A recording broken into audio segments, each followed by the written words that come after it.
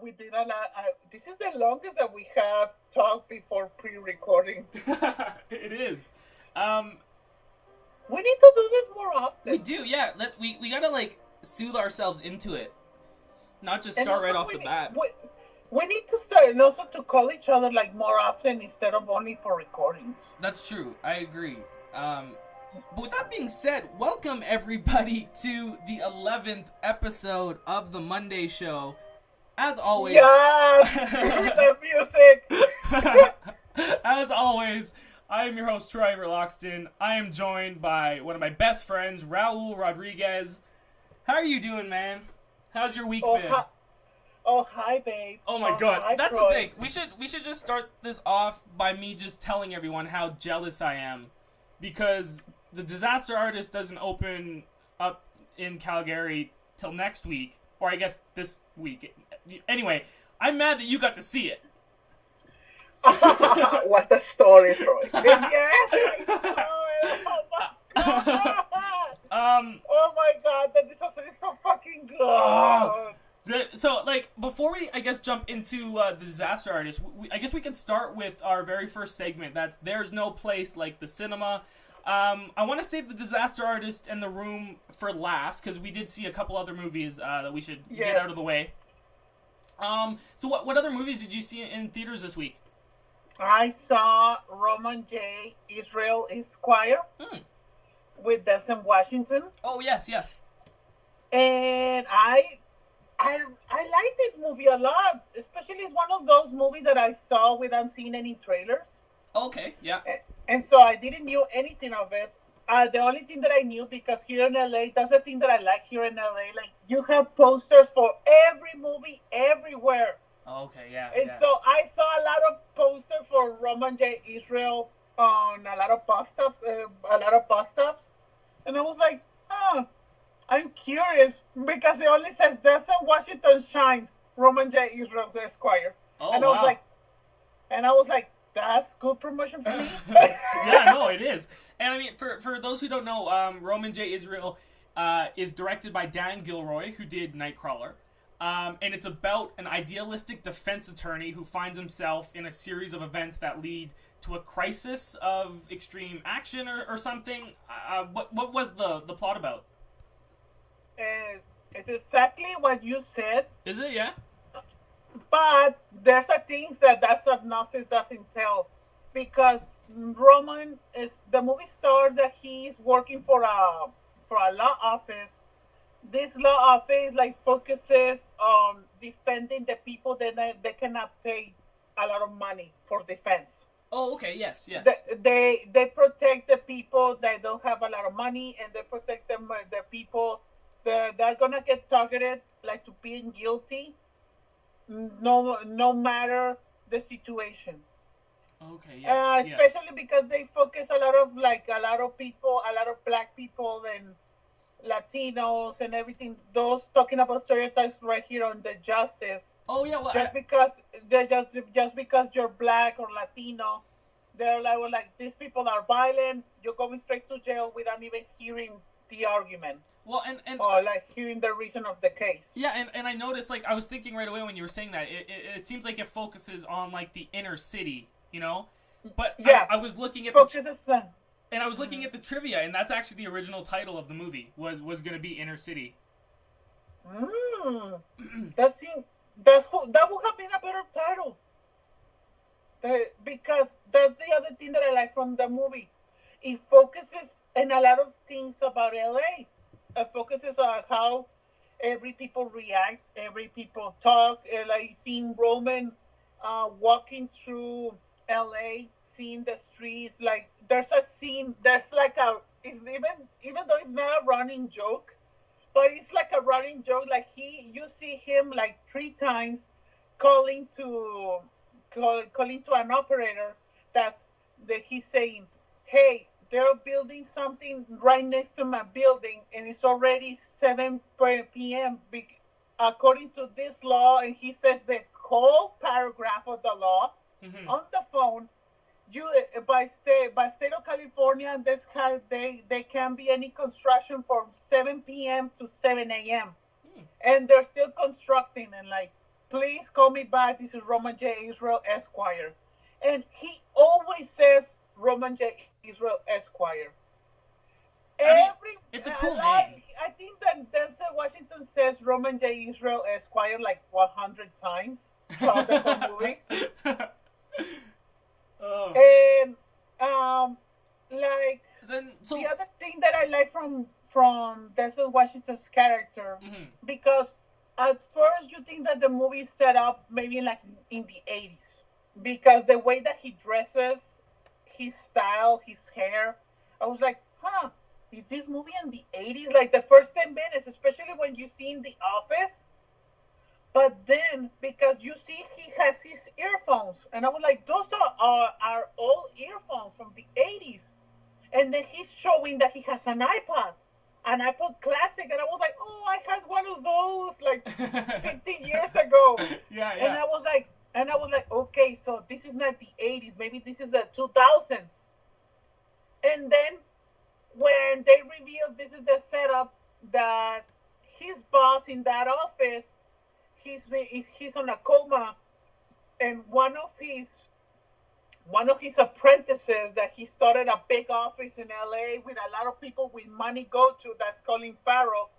He says, oh, he sent me like to take care of this office because he could die at any moment. And Colin Farrell says, if he dies, we need to get rid of this office. And Roman says, no, because we help a lot of people. And Colin Farrell says, but you never won any money here. You're just doing work and helping people, but you're not winning any money. Like, your numbers are in red for the last 10 years. Wow. And Roman defends himself like, hey, this is not focusing on the money. We focus on defending the people. Yeah. And that's it. That's an ideology that I really like from between Colin Farrell's character and Denzel's. Because Colin Farrell, he only sees, and he even Denzel tells him, you only see people as wallets. You only see people as cashback. Oh, that's a cool line. That's really, and that's the thing. One thing I appreciate about Nightcrawler especially was the writing, because I think Dan Gilroy is like a phenomenal writer. So that's what it seems like. It seems like the plot and script were pretty tight. And also, exactly like you just said, it was going to be my next point. Troy, the movie is almost like 2 hours and a half, and it didn't feel like 2 hours and a half. Wow. Like, the movie is a lot of dialogue. It was like an Aaron Sorkin movie. Okay, sweet. I was like, I don't want to, like, you also like said, like, Nightcrawler. I remember when I saw Nightcrawler, I was like, I don't want to go to pee. I don't want to miss a minute. Yeah, me too. Fucking because you're so engaged on the story. Yeah. And the way, like, the characters talk. And I still remember, like, halfway through the movie, I was like, I want to go to the restroom, but I don't want to miss anything. When I was seeing Roman, I was like, I want to know what's going to happen next with Roman and Colin, because there was a lot of things between those characters. I thought that Colin Farrell was going to be in the movie for like 10 minutes. Mm-hmm. He's a main character. He stays like throughout the whole movie. Wow, that's awesome. I love Colin Farrell. Yeah, and did you ever get to see Killing of a Sacred Deer? I forget. No, I still haven't cut it off yet. Oh, and it's still playing on that indie theater. It is still playing. Wow. And I was like, I'm gonna try to see it today. I need to see it. Well, just because, like, I didn't realize he was in this either, so it feels like Colin Farrell is gonna have, like, a really good year. Especially especially because I don't remember, he was nominated for the Laughter, right? I think so. He's getting nominated maybe for the Sacred Deer movie. Huh. Well, what would you rate the Roman J. Israel? I'm gonna say, even though we're doing the pre-recording, but I don't care if we get sensitive people, but I need to talk about that scene. Oh, yeah. Do it.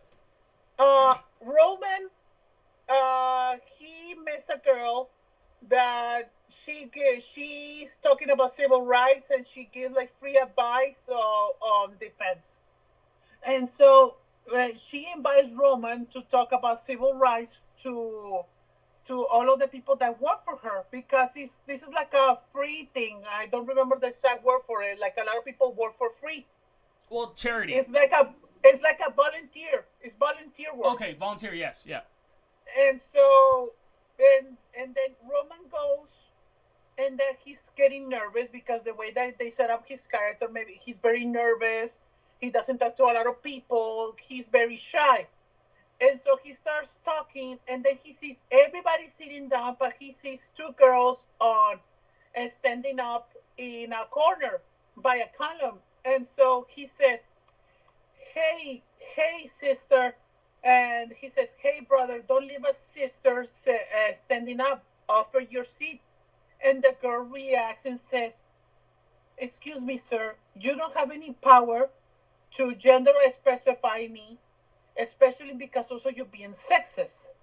And Desmond Washington says, yes, sister, but I'm being a gentleman, and I don't want you to be standing up.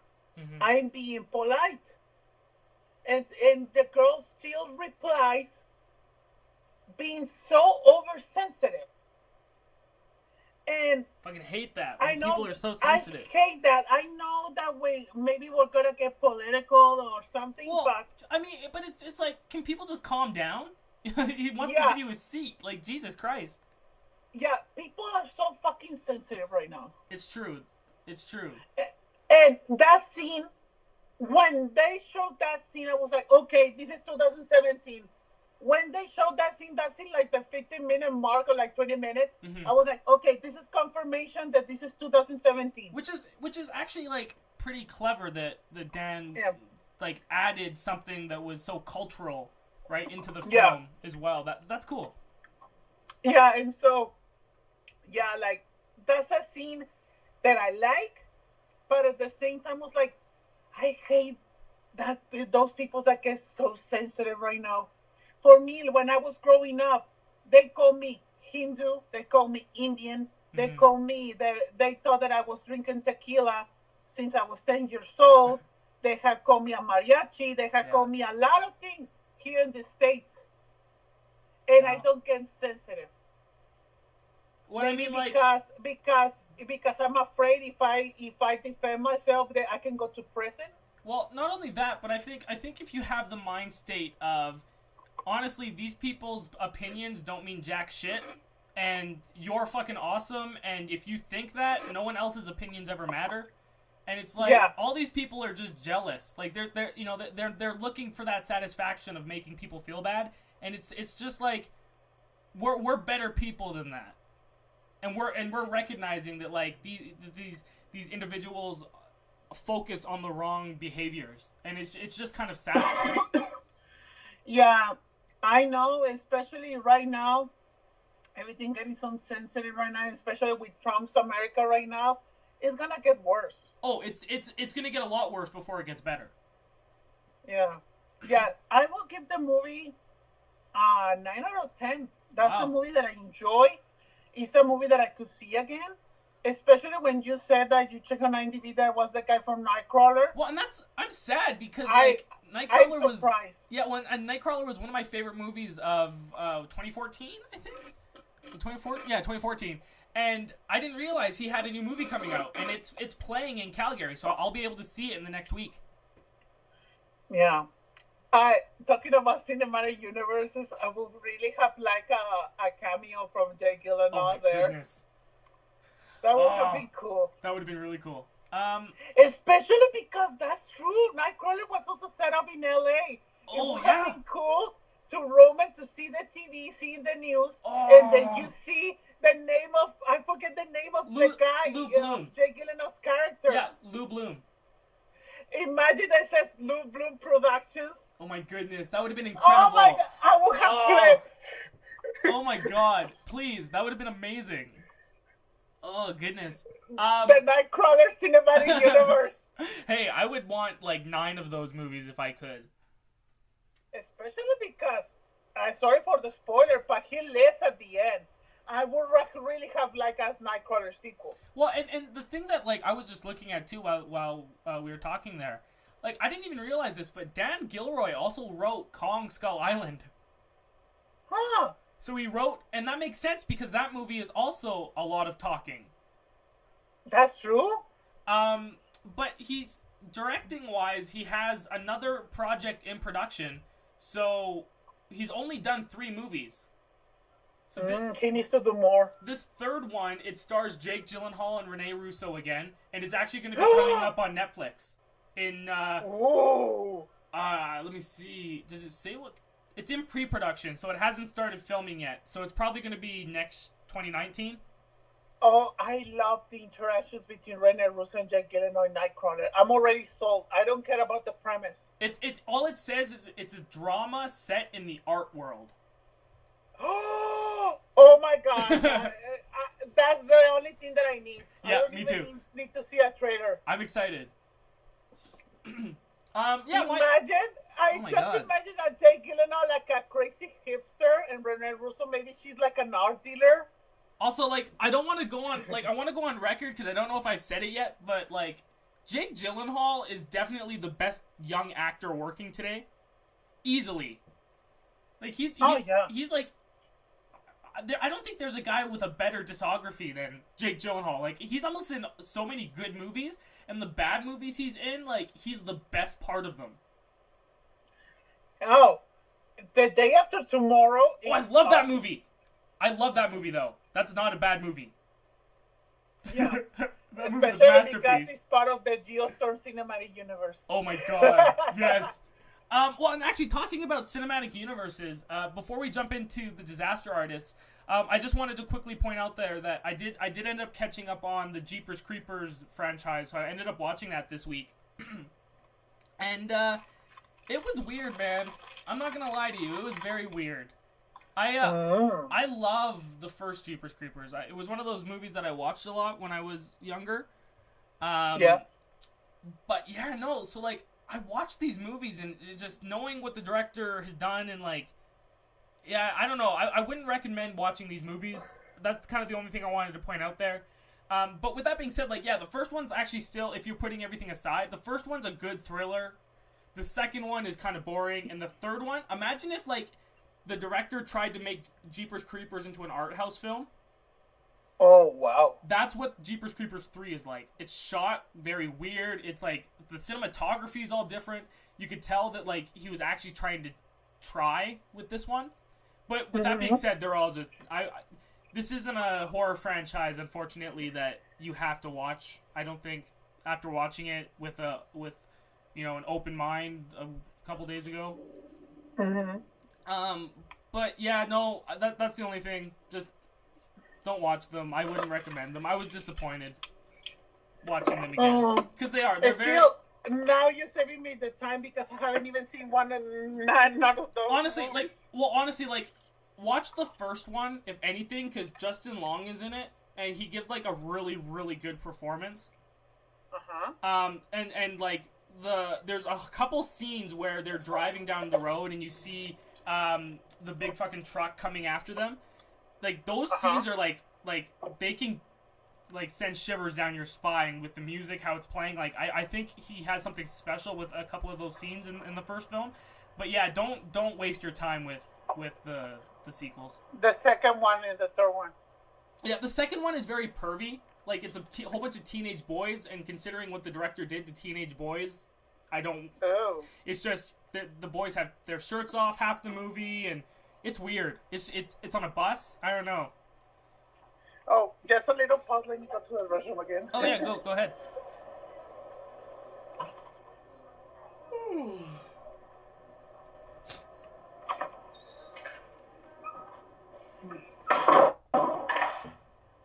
Okay, I'm back. But yeah, no, like I said, I wouldn't waste my time with them. I give the first one a 4 out of 5. I give the second one 3.5. I think, I don't know, maybe a 2. I haven't really put much thought into it. Yeah. But why don't we move on to better things? Yeah. Before we get into the disaster artist, though, I figured we probably should do a review officially of The Room. Oh yes. So, why don't we get into that? When was the first time you saw the Room? Oh, I saw it. I think back in April. I think. Yeah, it was on April of this year. I was hearing the buzz of the disasters in South by Southwest online. Yes. Because I never forget the tweet of Scott Manson. He said James Franco deserves an Oscar nomination for the disasters. I was like, what is this movie about? And then I read the synopsis, and I was like, The Room. I heard about this movie, but I never knew nothing about it. I knew that it said The Room is one of the worst movies ever made, but I didn't know nothing about Tommy Wiseau, what the movie was about, nothing. I didn't know anything about the movie. I only have seen the I did not hit her. It's not true. It's bullshit. I did not hit her. I did not. I only have seen that scene in the hilarity reviews of Chris Tuckman. Yes. But I didn't know that those from The Room. That was from The Room. And so I was like, I said to my sister, hey, I found it on YouTube. I was like, let's see this movie because we're fans of James Franco, especially Seth Rogen. Like, Seth Rogen, we have seen his movies since Superbad. Yeah. We're big fans of Seth Rogen in our house, like everybody. We love the pack of Seth Rogen, James Franco, and Jay Baruchel. Like, and Jonah Hill, they're the club. They're our comedian club in our house. Like, that's awesome. We see every movie of them. You must have loved This Is the End. Oh my God, This Is the End. This Is the End is one of my favorite comedies ever. It is. It's amazing. It's incredible. Yeah. And so I saw The Room, and I never forget the first sex scene. Because before the first sex scene, when the way that he told me was so talking, me and my sister were like, is this guy? His voice doesn't sound right. And I said, maybe he overdubbed his voice. And then when we get to the sex scene, my sister's like, this is getting weird. And I'm like, this is a porno? Well, that's the thing with The Room. It definitely feels like a bunch of porn actors trying to act really hard. And then we see, and then I remember after the first sex scene, and then I was like, okay. And then I remember when I noticed that a lot of people do with bad movies, when you see the flower shop scene, I was like, okay, this is a bad movie, but I'm loving it right now. Because the flower shop scene is genius. It is. Those 15 seconds, I can overanalyze those 15 seconds for an hour. I want to know how the dog was standing still without even moving. I want to know the story about the lady saying, you're my favorite customer. I want to know why a dozen red roses are $18, especially in San Francisco in the 2000s. Like a dozen roses sounds like $50, not $18. Yeah, that's true. Oh. And when she says, "Oh my God, Johnny, I didn't know it was you." Wait, I have a lot of questions only about that line. And oh my God, like that scene, I was like, okay, I'm interested right now because the first sex scene was uncomfortable, but after that, I was like, I want to know more. And when I see the scene of when Mark and Lisa are making sex in the stairs, and you hear the song, "You are my rose, you are my rose." I was like, I love that song. I don't care about the sex scene. I was like, I like that song because I like R&B. It's a good song. Yeah, it's a good song. It's a good song. I remember that I didn't find that anywhere on YouTube, so I put out that scene again and I recorded it on my phone.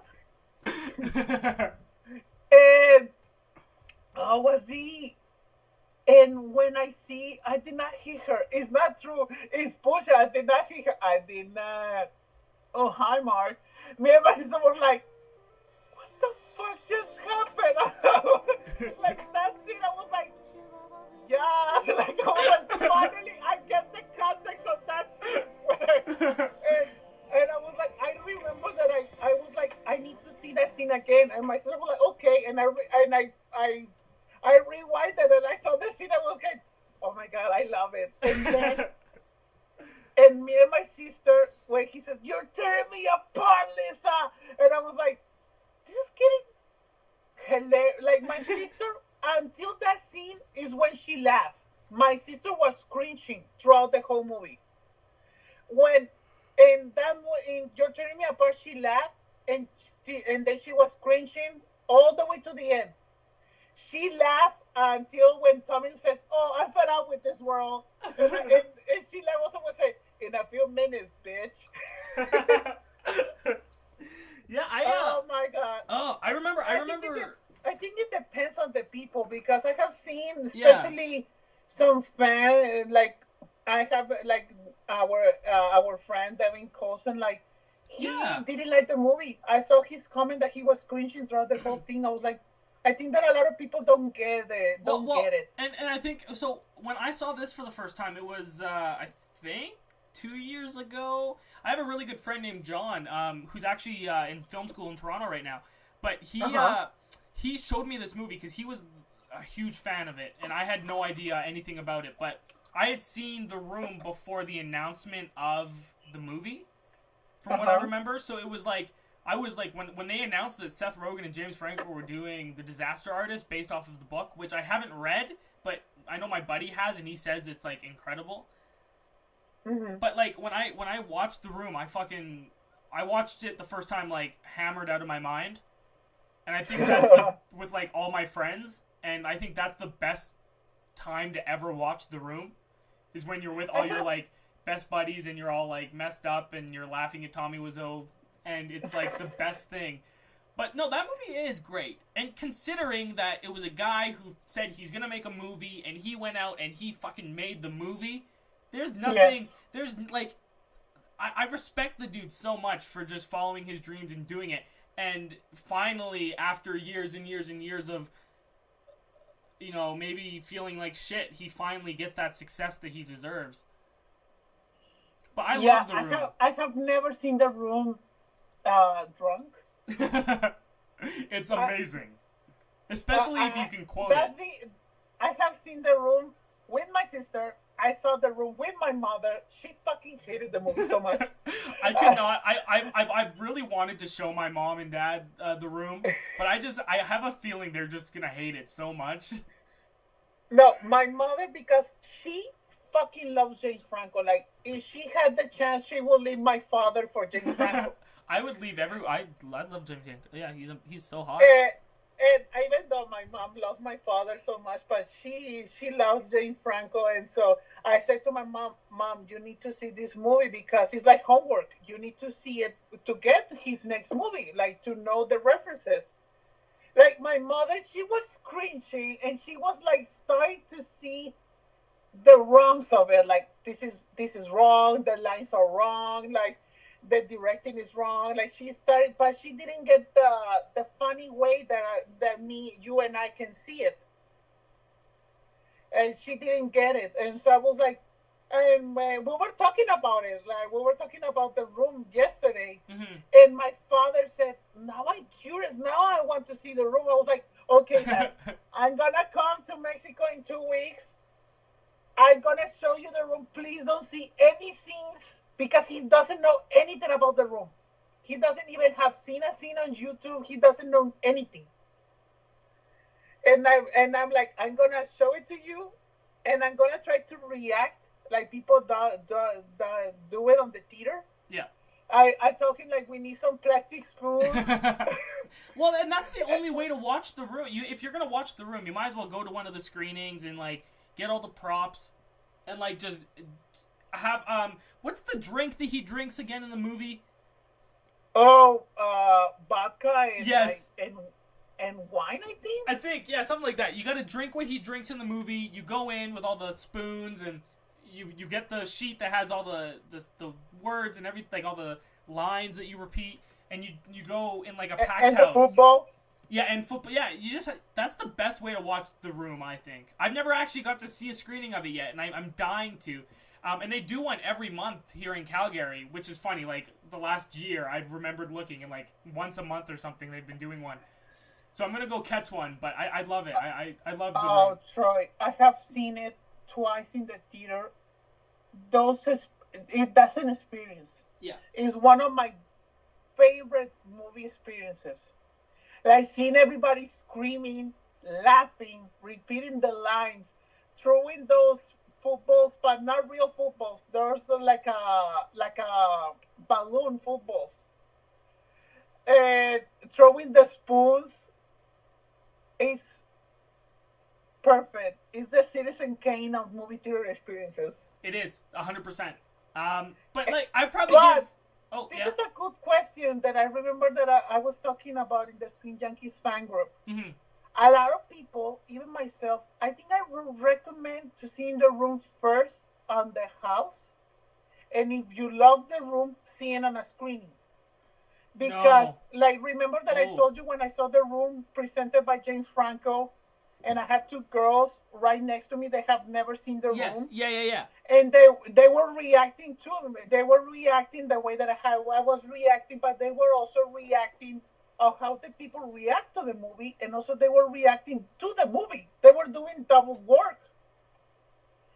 But still they enjoy it. But then I hear another two people when I got off from the screening, they didn't enjoy the movie because they couldn't hear a lot of the movie because everybody was screaming, everybody was laughing so loud. Okay. And so I was like, I think I would recommend first to people that have never seen The Room to see it first in your home. And then if you love The Room, go to a screening. Yeah, no, actually, I get that. What would be your recommendation? Actually, because I would have said the opposite. I would say if you're going to see it, goes to the theaters. But I think you've convinced me otherwise because if you're annoyed by lots of... Well, actually, that's the thing. If you're annoyed by lots of audience interactions in the movie theater and you just want to go and watch the movie, then watch it at your home. But if you're okay with people playing along with the movie and interacting alongside the movie, you know, like as an addition, then go see it for the first time in theaters. So it's I think it's just a personal preference. If you don't like people, then stay home. If you like people, then go see it in theater. Oh yeah, like The Room is or one of like my even favorite. Is one of my favorite comedies ever. Also, you know, and like even better, actually, like the best probably thing to do is maybe watch it at home, but invite like 12 of your friends over and watch it like all together, kind of thing. Like still watch it with an audience because you don't want to watch it by yourself. I feel like that just get really uncomfortable. Yeah, like the second time that I saw it, I just said was me and my sister, my mother, one of my best friends, Karina. She's also almost the same age as my mom, and then her nephew, Tony, and we were all seeing the movie. And I remember my mother was cringing. My friend Karina, she's like more delicate than my mother. Like she doesn't watch a lot of R-rated movies. I was like, "What are we watching?" And she obligated me like to skip the sex scenes, so I was skipping it. And like we saw the whole thing. I remember that my mother said, "Yes, he finally died when Tommy shot himself," and I was like, "No, I love Tommy." Yeah, man. With that being said, I give The Room like a 10 out of 10. I think it's a masterpiece. Oh yeah, that's an 11 for me. Oh yeah, an 11. That's good. I like that. Now I'm curious, man, and very jealous. I need you go on. Tell me about Disaster Artist. I need to know. Oh my God, Troy! There's so many things in the Disaster Artist. Wow. Oh my God, I don't want to spoil it, but there's so many things. Okay. Like, the movie starts with Kristen Bell, the guy from Parks and Rec that is not Chris Pratt, Adam Scott. Oh my goodness. It stars, what is the other guy? I don't remember the name of the other guy. And then they're talking about The Room, like how they reacted when they saw The Room, and the way that they talked about like The Room is an experience. It's a movie that no one dare to do. And the final person that introduces the movie then is J.J. Abrams says The Room is a movie that I would have never dared to make, and only Tommy Wiseau is the only right person to have done this movie. And then you see the title, The Disaster Artist. Oh my god. I was like, Oh my God, god. J.J. Abrams. I'm not gonna lie to you. Introduce the movie. I like just listening to you there. I got shivers. Like, could you imagine being Tommy Wiseau watching the movie for the first time and seeing J.J. Abrams say that to you? Yeah. Oh my god. And I was like, when I saw J.J. Abrams, I was like, I'm gonna love this movie. I haven't even seen the first 5 minutes of the movie. I was like, if J.J. Abrams shows up for this, I was like, this movie's gonna be fucking amazing. Yeah. And it was. Wow. James Franco, I didn't saw James Franco. I saw Tommy Wiseau. Wow. He gives an amazing performance as Tommy Wiseau.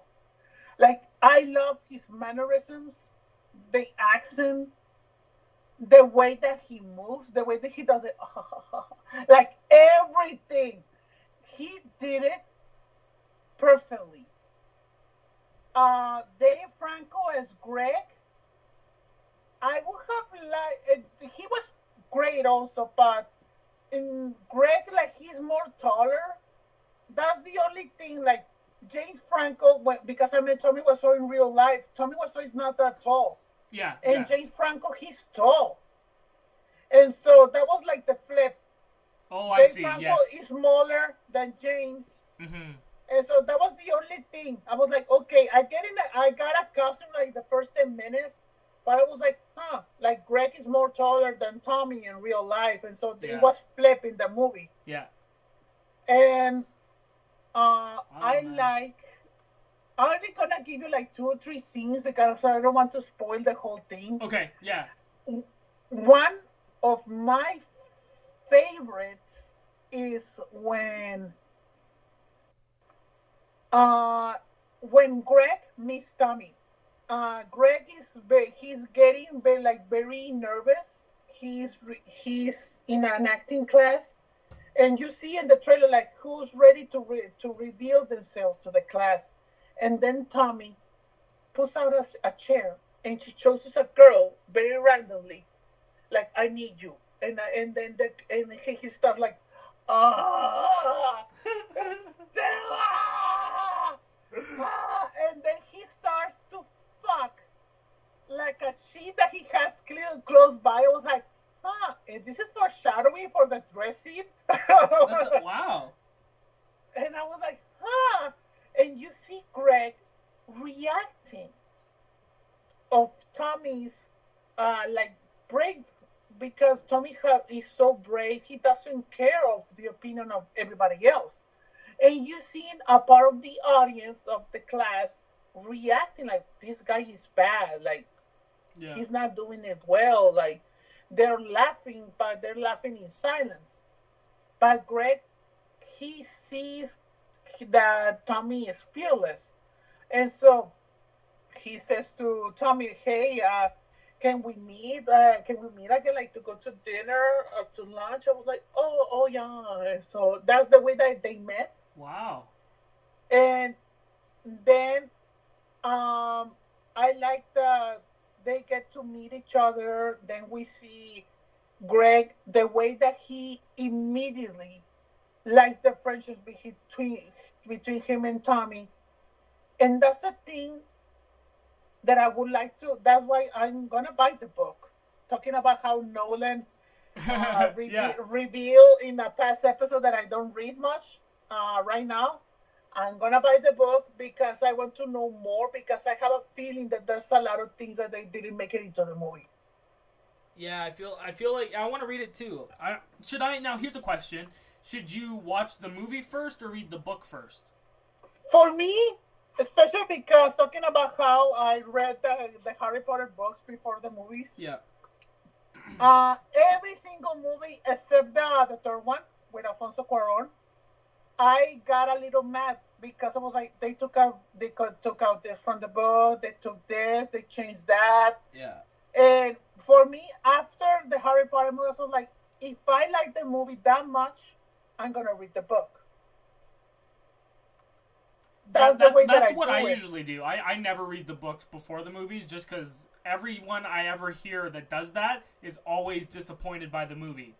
So to me, That's the what? thing. That's the thing that I'm saying. Like, Yeah, right. So like, I agree. Like, I've never ever read a book before watching a movie. Like, I'll always watch the movie first because at least I know. Okay, it's like it feels like more of a teaser for a bigger story, which is in the novels or whatever. yeah, yeah. And so the other scene that I want to talk about is like um when they're filming the sex scene with Lisa. That's a thing that I want to know more from the book because Tommy gets naked and he's already on top of Lisa, and then Tommy says, "Oh no, like you look hideous.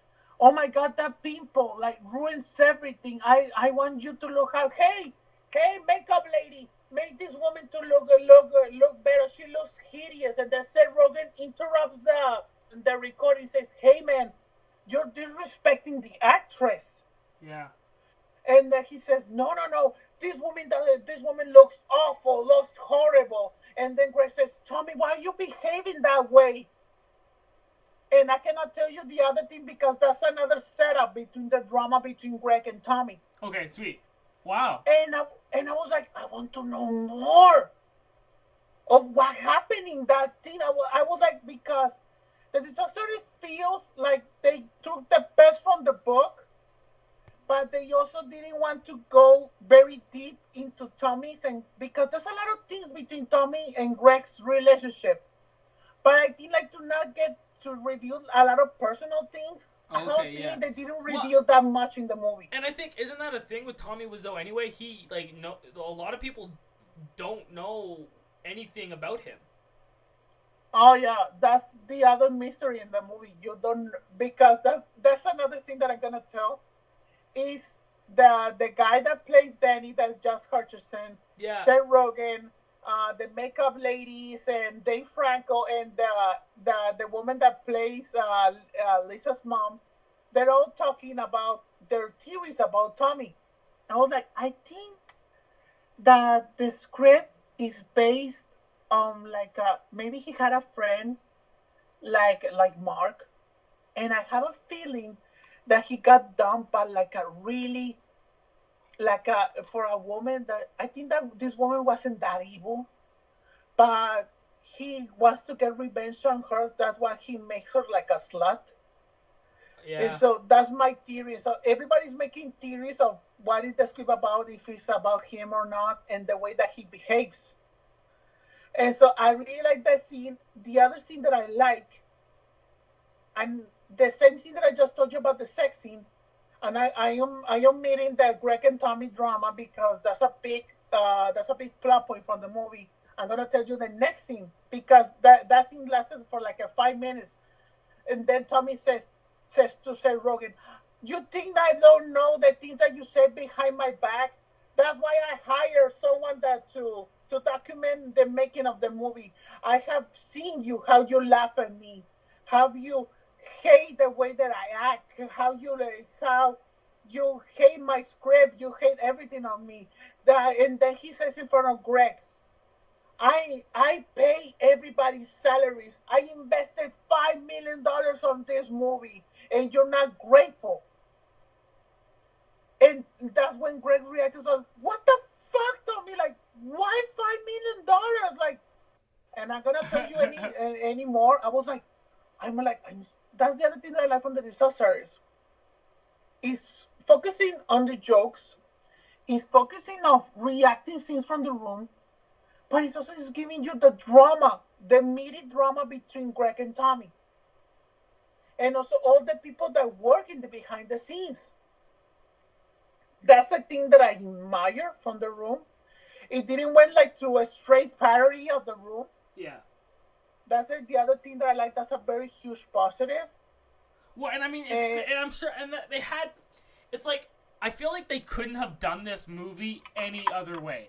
I feel like it's like a perfect, like this is the perfect disaster artist movie. You couldn't have like they don't make fun of the room, like they don't make fun of the guy. They give him sympathy. They show the drama behind it all. Yet they do homage some of the best jokes and stuff that are through the movie. Yeah, I mean, I'm so fucking excited for it. Yeah, and I'm not gonna spoil it, but I'm just gonna say the last 20 minutes, Troy, the Room premiere scene. Yeah. That was a scene that I was like, oh my god, that's one of the best scenes in the movie. Those last 20 minutes, especially the thing that Greg says to Tommy. I'm not gonna tell you anymore. Yeah. But I was like, wow. And the ending, because the premiere, that's the setup for the finale. Those are the last 20 minutes of the movie. After that, you see the ending, and then during the credits, they show you the reenactments of one of the favorite scenes of The Room compared to the Disaster Artist. And then there's an end credit scene all the way to the end. And I'm not going to tell you about. You need to see it. It's like a Marvel end credit scene. Oh my god. Okay, sweet. What would you... The Disaster Artist is an 11 for me. An 11? Wow, man. I'm excited. I get to see it on Thursday night or Friday. I haven't decided yet. Oh, easily. The Disaster is already on my top 10. Wow. Now, here's a question. When I watch it, should I watch The Room and then right as The Room is finished, time it to see The Disaster Artist? Watch them, like, straight back to back? If you haven't seen The Room before, oh no, I would recommend that. Okay. But if you have seen The Room already many times, you can watch The Disaster Artist first and then see The Room just for remind you of the references if you have forgotten some. Oh, yeah. Okay, sweet. Oh, I'm excited. No, Troy, it was so fucking good. Like, when the movie, I remember that my mother sent me a text. I was like, she was wanting to know how I was, and then I sent her a gift of James Franco. Say I did not. I was like, I told my mom, I can't breathe because I couldn't stop laughing. And because I was waiting for the end credit scene, and when I saw it, I was like, oh my god. And then my mom FaceTimed me, and I talked to her about all the things that I love from The Disaster Artist. Yeah. And that's when my father walked in. I was like, now I'm curious. I want to see The Room.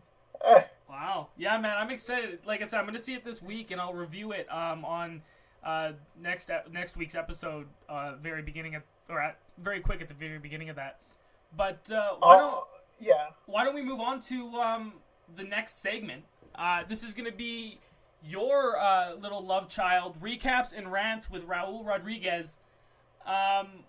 The alternate name. Troy doesn't watch TV and Raul watches everything. Hey, I saw, and just to like tell everyone, if you go on the channel now, you'll see we just ended up releasing our Gravity Falls series review with Billy. Man, that was so fucking fun. It's like nearly 3 hours long, but it's great. Like I said on the podcast, and I'm gonna say it again, Gravity Falls is the Citizen Kane of animated shows. Yep. And now that I've seen the entire thing and reviewed it and gushed about it, I can agree 100% that Gravity Falls is the Citizen Kane of animated films or TV shows. And you need to rewatch it. And I need to rewatch it. I know. See, now we just gotta we gotta be slow with this. I can't watch every single show 500 times in. I have a hard time. It is watching television. Yeah, Troy, I don't get it. Like I have to work. I have to go to the gym. I have to go to see movies in the theater, and then I have to catch up on TV shows, and I can make it. Why can't you? Why can't? Okay, fine. I will. I'll try. What actually? Troy, I have to stay current for like 20 shows each season. Well, and that's the funny, and that's the thing. I mean, we can announce a couple things that, related to TV. next year, in February, there's a new season of Big Brother starting. And it's going to be Celebrity Big Brother. And I'm like a huge reality television fan, like Big Brother and Survivor. So I'm going to actually do a recap of the entire series of Big Brother Celebrity. And X-Files is coming back, which I cannot wait for. And I have to watch that every week. So I will be watching that TV show as well. Hey, I have seen the X-Files when I was little, but I never saw the whole thing. I think I have only seen like 10 or 15 episodes of the X-Files and the 2 movies. Wow. That would be interesting if I binge what we should do? X-Files show. We should do the next television series review we should do is Heroes, because I really think I love that idea of rewatching it. But after Heroes, why don't we do X-Files? For the television show? That'd be fun. And also we need to do the Billy just said. We need to see a show that any of us we have seen. Yes. We haven't seen. Yeah, I agree. Like the Avatar show looks like good. A fun idea. That would be good. I like that. That would be fun. Talking about anime, because I don't see a lot of anime. I have never seen Attack on Titan. I've seen like a trailer for it. But yeah, I've never seen it either. Mm-hmm. I'd watch that. I think Attack on Titan is short. I think it's only like 40 episodes, I think. Oh, wow. Same with, I would want to watch, there's actually a bunch of stuff, like, even, like, I mean, talking about movies, too, like, I haven't seen Akira. I really want to see that. There's a bunch of, like, anime-type properties that I would love to catch up on. Yeah, like, I haven't seen a lot of anime, like, also talking about the movies from the popular ones. I have only seen like House Moving Castle, and there's another one. I think I saw My Friend Totoro. Oh, yeah. Those are the only. I forget the name of the director, but I need to see more of his anime movies. Like me too. I need to catch up on my anime. But I can watch everything. I watch a lot of things. Well, with that being said, like, what all did you get to catch up on this week? I catch up on 6 episodes of This Is Us. Yes, because I'm gonna repeat it. Steven Universe and Stranger Things took a lot of my time. It did. And I forgot to catch up on the other shows, and I really backed up on a lot. I still got a lot of catching up to do. Thank God for Christmas, because there's Christmas break, and a lot of TV shows that are not on Christmas, so I can catch on. But This Is Us, finally on this season, made me cry. Oh, good. That's good. Because in season 1, every single episode I cried. From the pilot to the finale. And this season, I was like, I'm liking the story, but I'm not crying. Like, crying is a plus for This Is Us for me. And until episode 6, that was like the second episode that I was catching on, third episode, I was like, finally, I'm crying. Okay. And I was like, and they did something really interesting. The last 3 episodes was a 3-parter. Oh, okay. It was called number 1, number 2, and number 3.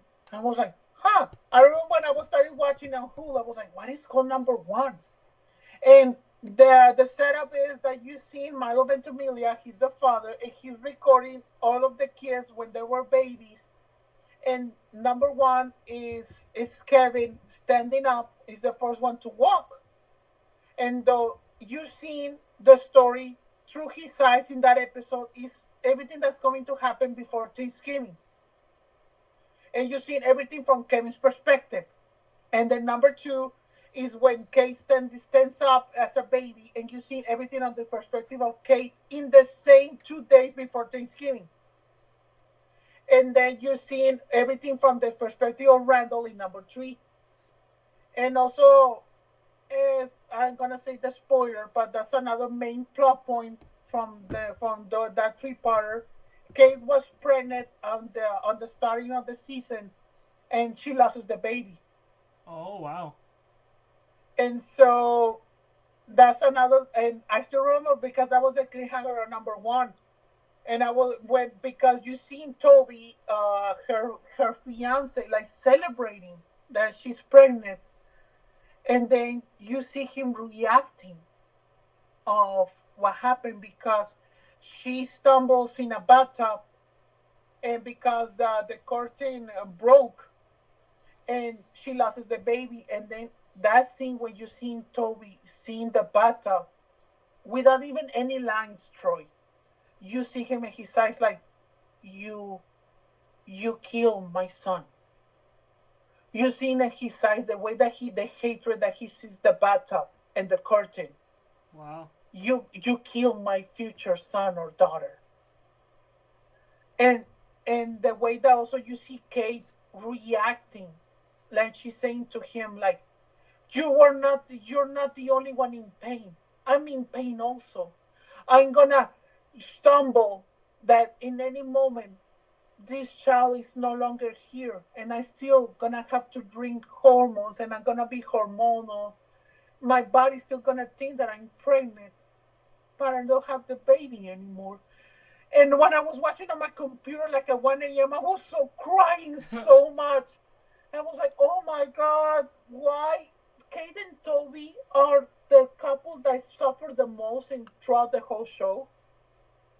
Because Kate and Toby, not only because they're overweight, that was the setup in season one. Kate is always has been the loneliest of the brothers and the brothers and sisters because she has always like shut down from the world because she's fat, and that's a thing that a lot of fat people do have. Yeah. I also had that when I was younger. Yeah, I shut down from the world. And until I noticed that I got appreciated and loved and having a lot of friends, is when you shut down that horrible thing that you have in your mind that you think that everybody is judging you. Mm-hmm. And also you need to stand up for yourself and to accept yourself for the person you are. Yeah, exactly. And that's a thing that I love from Kate and Toby.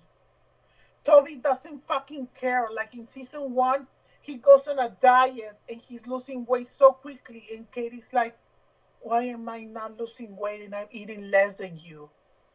And Toby, he says, you know what? I don't care if I die or not. I just want to live. And I want to live and eat whatever I want. If you want to lose weight and you want to get the surgery, you can do it. But I'm happy the way that I am. Like, there's a lot of things, Troy, in Kate and Toby's relationship, and This Is Us, that I admire so much. Mm-hmm. And, like, especially when now with the baby storyline, I was like, oh, my God, what are you going to do now? Yeah. Like, because they were already engaged. And also, like, the cliffhanger was, what if Kate and Toby split up? Because of what they just lost. Even though they're still together, I was like, if they separate Kate and Toby, that will be like my biggest heartbreak because that's my ship in This Is Us. That's the thing that interests me the most. Because I feel related to Kate and Toby so much, the thing that I just said. Mm-hmm. Because a lot of fat people go through those things. Oh, and that's the thing that I like. Yeah. They're not also a stereotype. Like we said on a Gravity Falls podcast, Zeus, he's very smart and he's not a fat stereotype. I was like, oh, look at me eating. No. And exactly. I'm a dumb fat guy. Yeah. I admire that a lot of movies and TV shows, they don't do that stereotype of the fat guy. I agree. The fat guy can be smart. The fat guy can be brave, can be loyal, can defend the hero. He can be an assistant to the hero. And, like, I might be controversial by saying this, but, like, that's why I don't like Melissa McCarthy. Because she plays the dumb, stupid, fat person all the time in her movies, and it's fucking embarrassing. Like, I agree 100% with what you're saying, and the fact that, like, the shows, like, when they did it with Gravity Falls with Seuss, and hearing about it in This Is Us, like, I think it's important to have those mediums of variety. Like, you can't just, like, always put them down, like put it down. Like I've struggled with weight my entire life, being picked on and all that stuff, and it's like it's nice to see the opposite, you know, like to see actual characters instead of the stereotypical fat character, like you were saying. And that's why also, like, I really love Steven Universe because he's a hero and he's overweight. And that's the other thing that I admire from Steven Universe, or like Samwise Gamgee in The Lord of the Rings. Yeah. Like, he kills orcs. He carries Frodo through the mountain. I was like, oh my God, it's not only because I love Sean Astin. Like, this character is so good. Yeah. When I always remember that challenge, like, compare yourself to 3 characters. I'm brave and loyal as Samwise Gamgee. I'm a romantic and a storyteller like Ted Mosby from How I Met Your Mother. And I'm a movie fanatic as Randy from Scream. Yeah. That's me in a nutshell. Those are my 3 characters. That's me. Mm-hmm. Yeah. And also, maybe I'm very cynical and funny like George and Seinfeld. And also like Jerry also. And I'm very like, I'm a bitch like Elaine sometimes. And so, talking about another comparison, like with me, well, that yeah. would have been part of my Q&A part. Oh, hey, no, I'm trying to think. I'm trying to think of what my post was, because I picked 3 characters too. I just don't remember. I'll have to think about it for the Q&A. This Is Us was very good. Still, it's not at the level of season 1.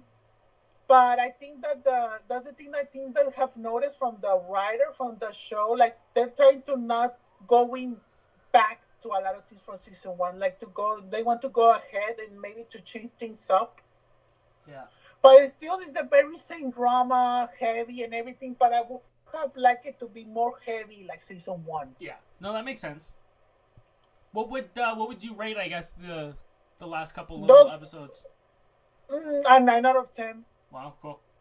Especially because of the Kate and Toby storyline. Yeah, well, that sounds like I every time you talk about this show, I really want to watch it, but again, I don't think I'm ever going to be able to because I am such an emotional person, and this show just sounds like it would tear me like into another dimension.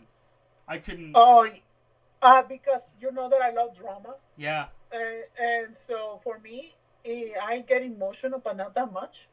Because there's a lot of things that I'm not going to say on this podcast, but This Is Us is a PG drama compared to my real life drama that I lived when I was a child. Yeah. And so maybe that's why I can see those kinds of dramas and I don't get that emotional. Yeah. Maybe because I have lived through worse things. Yeah, I think for me, I just like, I've gone through a lot of stuff too, which, I mean, we could probably have a whole podcast about talking about things we've gone through and shit. But like, I think for me, it's more like I've just been so emotionally drained that like it's so easy for me to like get emotional over like something that connects. Like if it has a connection to something that I've gone through in the past, it triggers that emotional thing for me. So this show just like, like I said before, I will only watch this show when I go through like a really bad breakup, because I'm gonna need to get emotional anyway. So I might as well like kill 2 birds with 1 stone and just watch the show and cry my eyes out. Oh, that will never happen. But if we break up, you can watch This Is Us. Yeah, I hope that never happens. Jesus. I'll have to have like. Okay, well, I'll just put this on record. If you end up leaving, Billy's gonna be the co-host. Bitch. You already have my replacement. Hey, I have to plan. You never know. Just like Billy can be my replacement. Oh, that's true. So we saw This Is Us. Another. I guess you also saw 2 episodes of Modern Family. Yeah, like. I really liking how Modern Family, like I said, like this season has getting his group back. Yeah. I like the episode when you seen, I always forget the name of Phil, that they revealed that at the time when the show started, remember that in season one that Jay and Gloria was just newlyweds, Yeah. and then is when Cam and Mitchell like raised the, I always forget the name of the girl, the Chinese girl. Is when they went for the baby on the airplane. Yeah, yeah, yeah. And so this episode was like a half flashback of months before the pilot. Oh, wow. We see a lot of different perspectives. We don't see the scenes. We see them talking about what happened at the wedding of Jay and Gloria's. And so, like, one of the storylines was that Phil was going to go to a cruise to be a magician. And you know that Phil, he always lost magic throughout the whole show. And so he sees in that episode, if he would have went to that cruise, he would have been a complete magician. He would have never been a real estate agent. Wow. And then they revealed that the father, I always forget his name, Jay, that Jay and Claire, they hid that message that they never wanted to Phil to go to that cruise because they wanted him to be focused on getting to work as a real estate agent and to raise his children and not to go to that dream of being a magician. And also you see what Cam and Mitchell, their plan was to get drunk, Jay's ex-wife, to get away from the wedding, because also a lot of them, that's a thing that they set up also in season one. Remember that a lot of them didn't like Gloria at first? Yes. Yeah. And so they were talking about their plan. Everybody's plan was to get drunk Jay's ex-wife to get away from the wedding. And everything backfired because everybody didn't knew that they were doing the same thing, getting drunk, the same person. And everything backfired because they destroyed the wedding completely. And they didn't want to destroy the wedding. They only wanted to get away from the wedding. Yeah, exactly. Yeah. Wow, that's actually. And sorry, what season is Modern Family on? Season 9. Season 9. That's cool that they're like showing kind of the previous stuff before season 1. That's really interesting. Yeah, and also talking. Those 2 episodes were really good. Talking about what you said, like previous, like going back to the past, going again. Modern Family were an 8 out of 10. They were good episodes. Okay. Going now to the Big Bang Theory, I catch on the last 7 episodes, and also I have noticed not that much like Modern Family. The Big Bang Theory is doing baby steps to getting their group back. Oh, okay. That's like good. Baby steps. They're not near to Modern Family. Like Modern Family is on step 8, but the Big Bang Theory is on step 1 on getting their group back.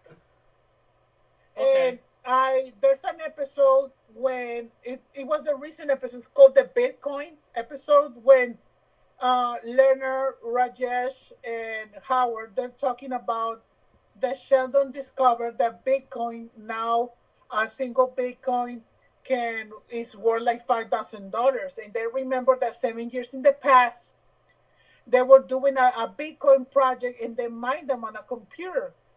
So they flash back on 7 years in the past, exactly when Leonard just broke up with Penny, when Howard broke up with Bernadette, Rajesh still now talking to women. I was like, this is interesting. Wow. But they didn't flash back like of them 7 years ago. They flash back with the actors right now, but they put up, especially the actor that portrays Leonard, because he aged so badly this last season. Oh, did he? You can notice that this guy's already over 40.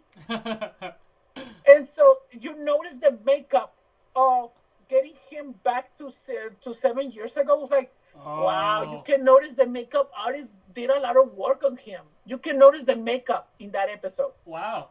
Like makeup heavy. They should have got the guy who did Kurt Russell's makeup in Guardians of the Galaxy 2. Oh, yeah.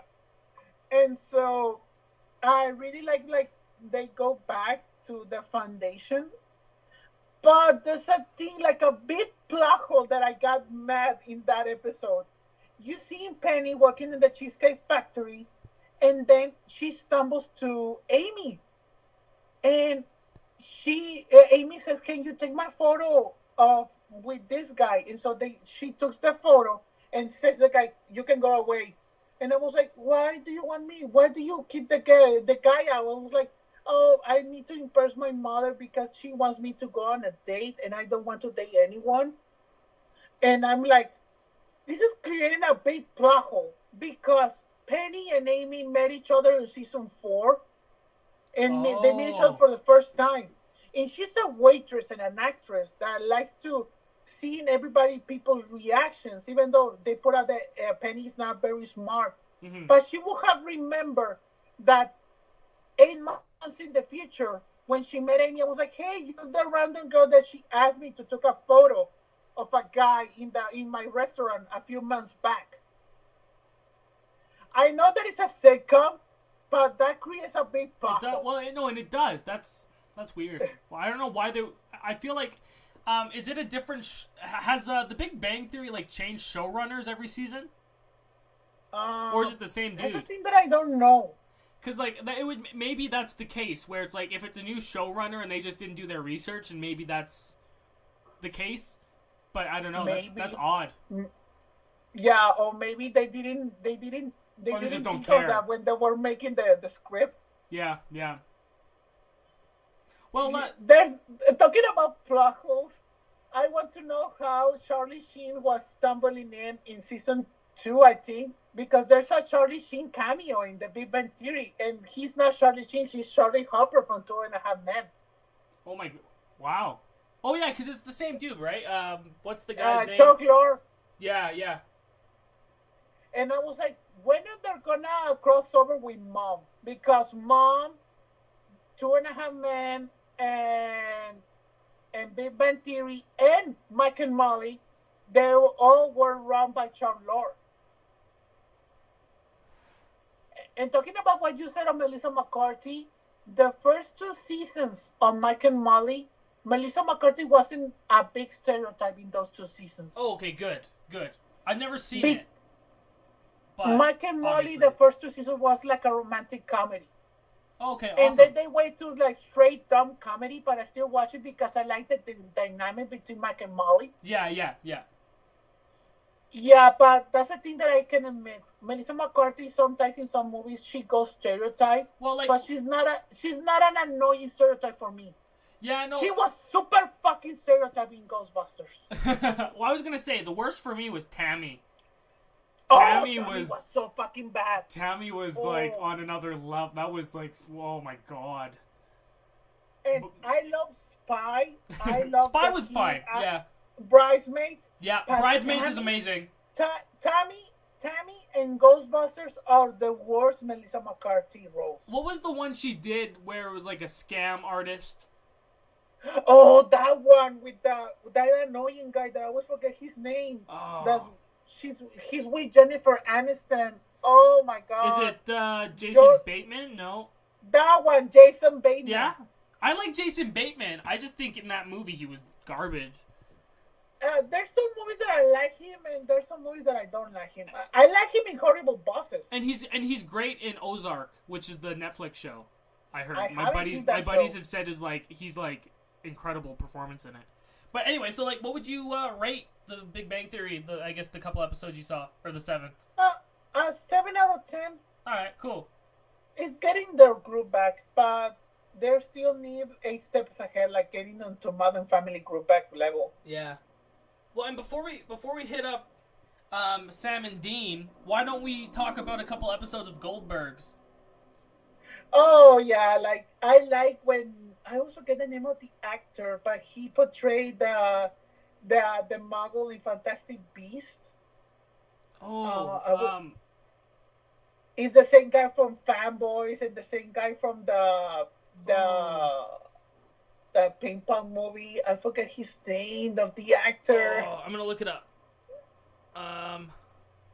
Yeah, he's the guy from Fantastic Beasts. Oh, well, he portrays the uncle of Adam in the Goldbergs, And I was like, okay, this guy is getting big, but I like that he goes back to the Goldbergs. He has always been already like season 6. He always on the Thanksgiving episode, the uncle character, and there's in this episode he's always the uncle that he always wants to do new things, but he always fails.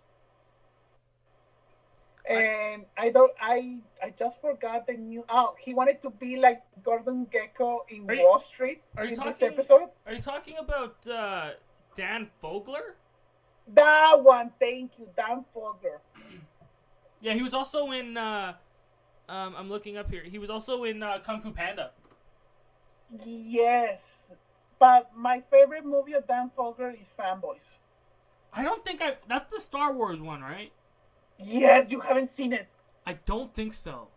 Okay, you need to see it for a Star Wars show. Okay, done. Well, I will. Fanboys is an American Pie with Star Wars fanboys. Oh my god. Okay, I will watch it.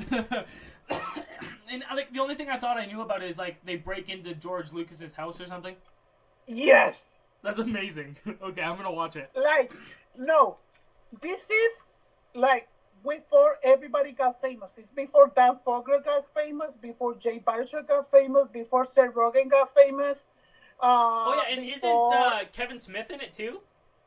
Yeah, it's like it's a movie. It's like Superbad in the 40-Year-Old Virgin. It's when also a lot of comedians got famous before they were famous. Awesome. Yeah, okay, I'm gonna watch it then for our Star Wars review in a couple weeks. There's a lot of cameos in that movie, like a lot of them. Okay, yeah, you sold me. Carrie Fisher has a cameo. Okay, sold. William Shatner has a cameo. Sold. The guy that portrayed Lando has a cameo. Billy D. Williams. Yes. The guy that he just got a sexual harassment thing, oh my god, that guy that there's so many. There's so like no, no, that guy that he's a critic. He's a very famous fat critic with orange hair, a very big nerd.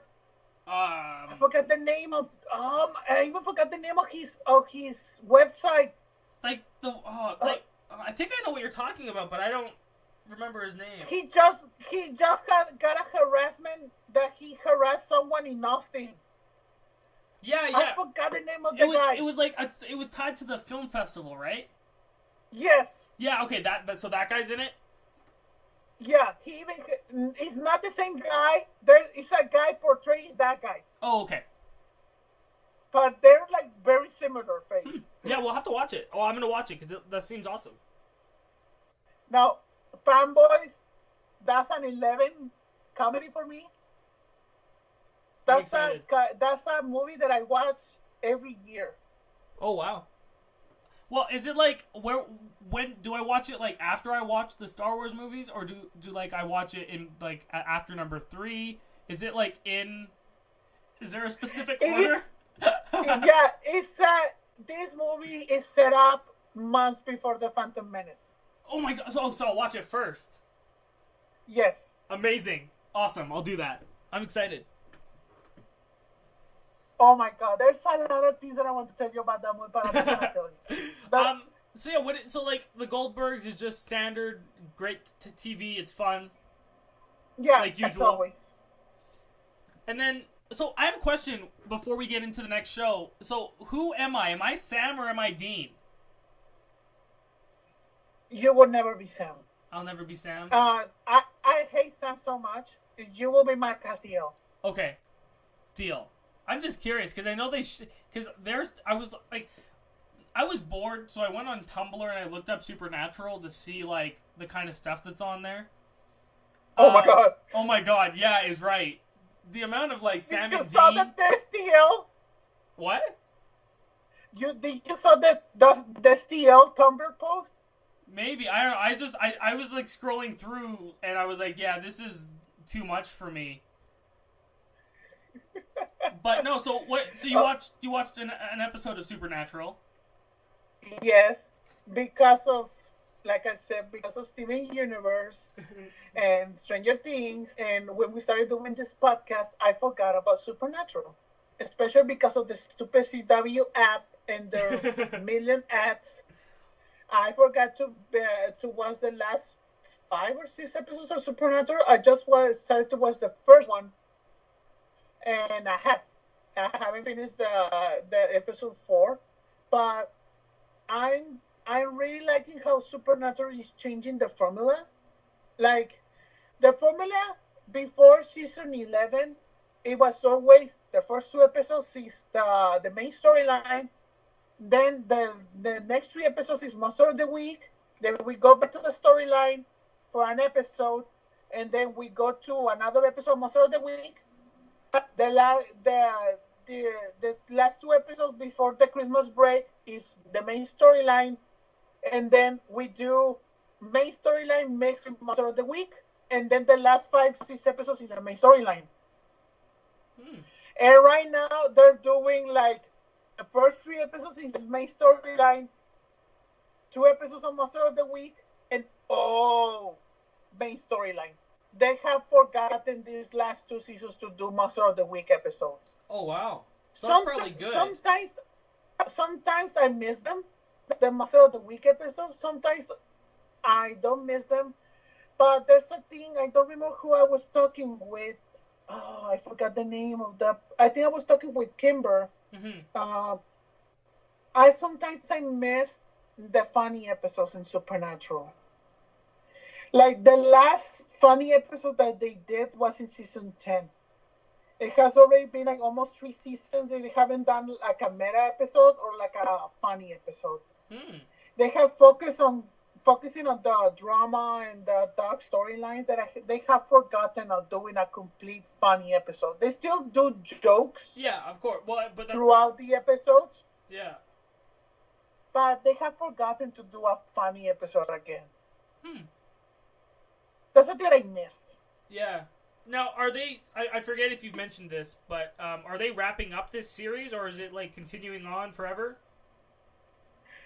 That's a thing that, even though I love Supernatural so much and I would love to never end, I have a feeling they're not planning a finale.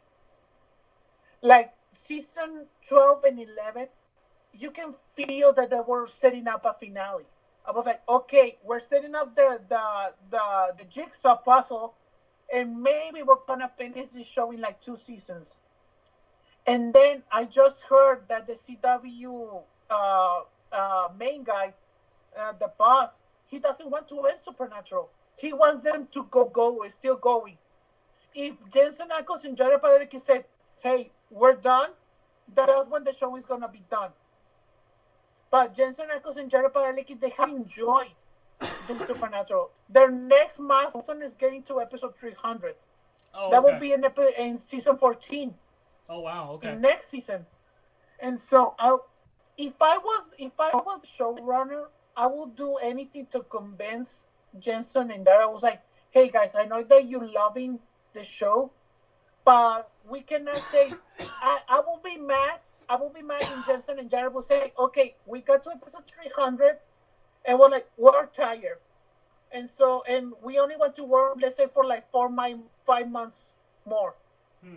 And the writers, if I were the writers of the show, I was like, hey, guys, you should have told us like a year before, because we need to set up the series finale, and we need to set up everything, like to close everything. Yeah. And yeah, I would really like to Jensen and Jared to say, okay, if we need to get to 300, maybe we can do like a final 10 episode season after 300 episodes. Maybe like season 15, like the last 10 episodes, that will be the finale. Have they done the Scooby-Doo episode yet? No, that's for February. Oh, okay, February. I want to watch that one. I want to watch that episode. Don't worry, Troy. I have a feeling that the Scooby-Doo episode is going to be, like the thing that I just said, a funny or meta episode. Yeah. I have a feeling that the Scooby-Doo episode is going to be a meta episode. That'll be fun. The meta episodes, you can watch them without knowing anything about Supernatural. Oh, awesome. Even better. So what would you rate, I guess, the last episode then that you watched? It's a 9 episode. I have really liked it. And now, how many? Like I'm very interested, like, to binge the other 5 episodes that I haven't Five? watched Okay. yet. Sweet. And is it so? I don't know how television works, obviously. So because it's winter, does it take a break after a certain time? Yeah, all of the shows do. Like, When is that usually? they always take exactly the break around December 10. A lot of TV shows do. Oh, okay. Yeah, I was There's just curious. some shows that take the break earlier. Like This Is Us took the break last week. Oh, okay. Like How to Get Away with Murder took the break 2 weeks ago. Like, I think it depends on the show. On the show, but it's usually around this time though that they Yeah. kind of go on hiatus for a bit. Yeah. All right, cool. Well, that was Troy doesn't watch television and Raul watches all of it. Yes. Why don't we jump into the next kind of segment here, and I'm kind of excited for this one. This one's gonna hopefully go off the rails a little bit. We tweeted out that we wanted to do a Q&A, so we have a bunch of people that tweeted us questions, the most random things that I think they could think of, which is amazing. So I figured we could just just start from the top here. The first question I see is from Billy, and you guys know him at BBusterBill on Twitter. He asks, is Tommy Wiseau an alien or a criminal mastermind? I think a bit of both. I have a feeling that Tommy, he's a god. A god? He's come He's down. He's not God, Jesus Christ. He's not God, creator of the universe. He's like a god from the Greek mythology that got bumped in the head and got resurrected He's like in a Hermes. human body for the last 50 years. But like, That's my theory. I have a theory that Tommy Wiseau is 55. 55. If Because like, I met him in person, yeah. I have a feeling that Tommy Wiseau, he's like 55 years old. Okay. Yeah, I think That's he's, my theory. I definitely think he has a criminal past. I feel like he's seen some shit. But again, if there was aliens, I definitely think he would be one. So it's a tough. I think he's probably a bit of both. Interesting. The next question is from a good friend of ours, Jack Shipley at JRSPipboy2008 on Twitter. He asks, what is a movie that you were super hyped for going in, but left the theater completely disappointed? This is a good question. This is That's a a really good good one. question. Shit, I gotta think about this. Recently wrote one for me. I guess recently for me, the closest I guess would be The Mountain Between Us. Because like when I saw the first trailer and I heard what it was about, I remember saying that it was interesting, and like seeing like a survival movie with Idris Elba and Kate Winslet would have been amazing. And I fucking hated it. I love when you break a callback. Yeah, I think that's a good one. I don't know. I'm trying to think of ones like from like a couple years back, kind of thing. Like if there was any older things I was super excited for, but was super disappointed. Oh, like I was talking with a customer yesterday about a horror movie, As Above, So Below. As Above, So Below. Is that the one that was like had a red poster? Yeah, they go to the catacombs in Paris. Yes, yeah. I've never seen it. Oh, Troy, that movie I was hyped for it. I remember that I saw the movie. I was loving it. And the last 10 minutes, that finale ruins the whole movie completely. Wow. That's when I got super disappointed because I'm not going to spoil it. Sorry if I'm going to spoil it. Oh, I don't care. But they set up that the kids go to the catacombs and they go very below and they're going through hell. You see them as hell is portrayed, that they go through the things that they were guilty of. Like one of them didn't save his friend from a flaming car. One of them was guilty because his brother died when he was younger. The main girl, like, she didn't call her father because before the father killed himself. Like, you see reenactments of their personal hells in the catacombs. And so then they reveal, you seen like these people. I think that they portrayed them as demons. They never revealed they were demons or not. They just see that they're gonna give them like the final punishment. And then the movie, the girl remembers something that she read in the gate of hell, the first one that they opened. That they needed to get back what they stole. They stole like some jewels from the first level of hell, Mm-hmm.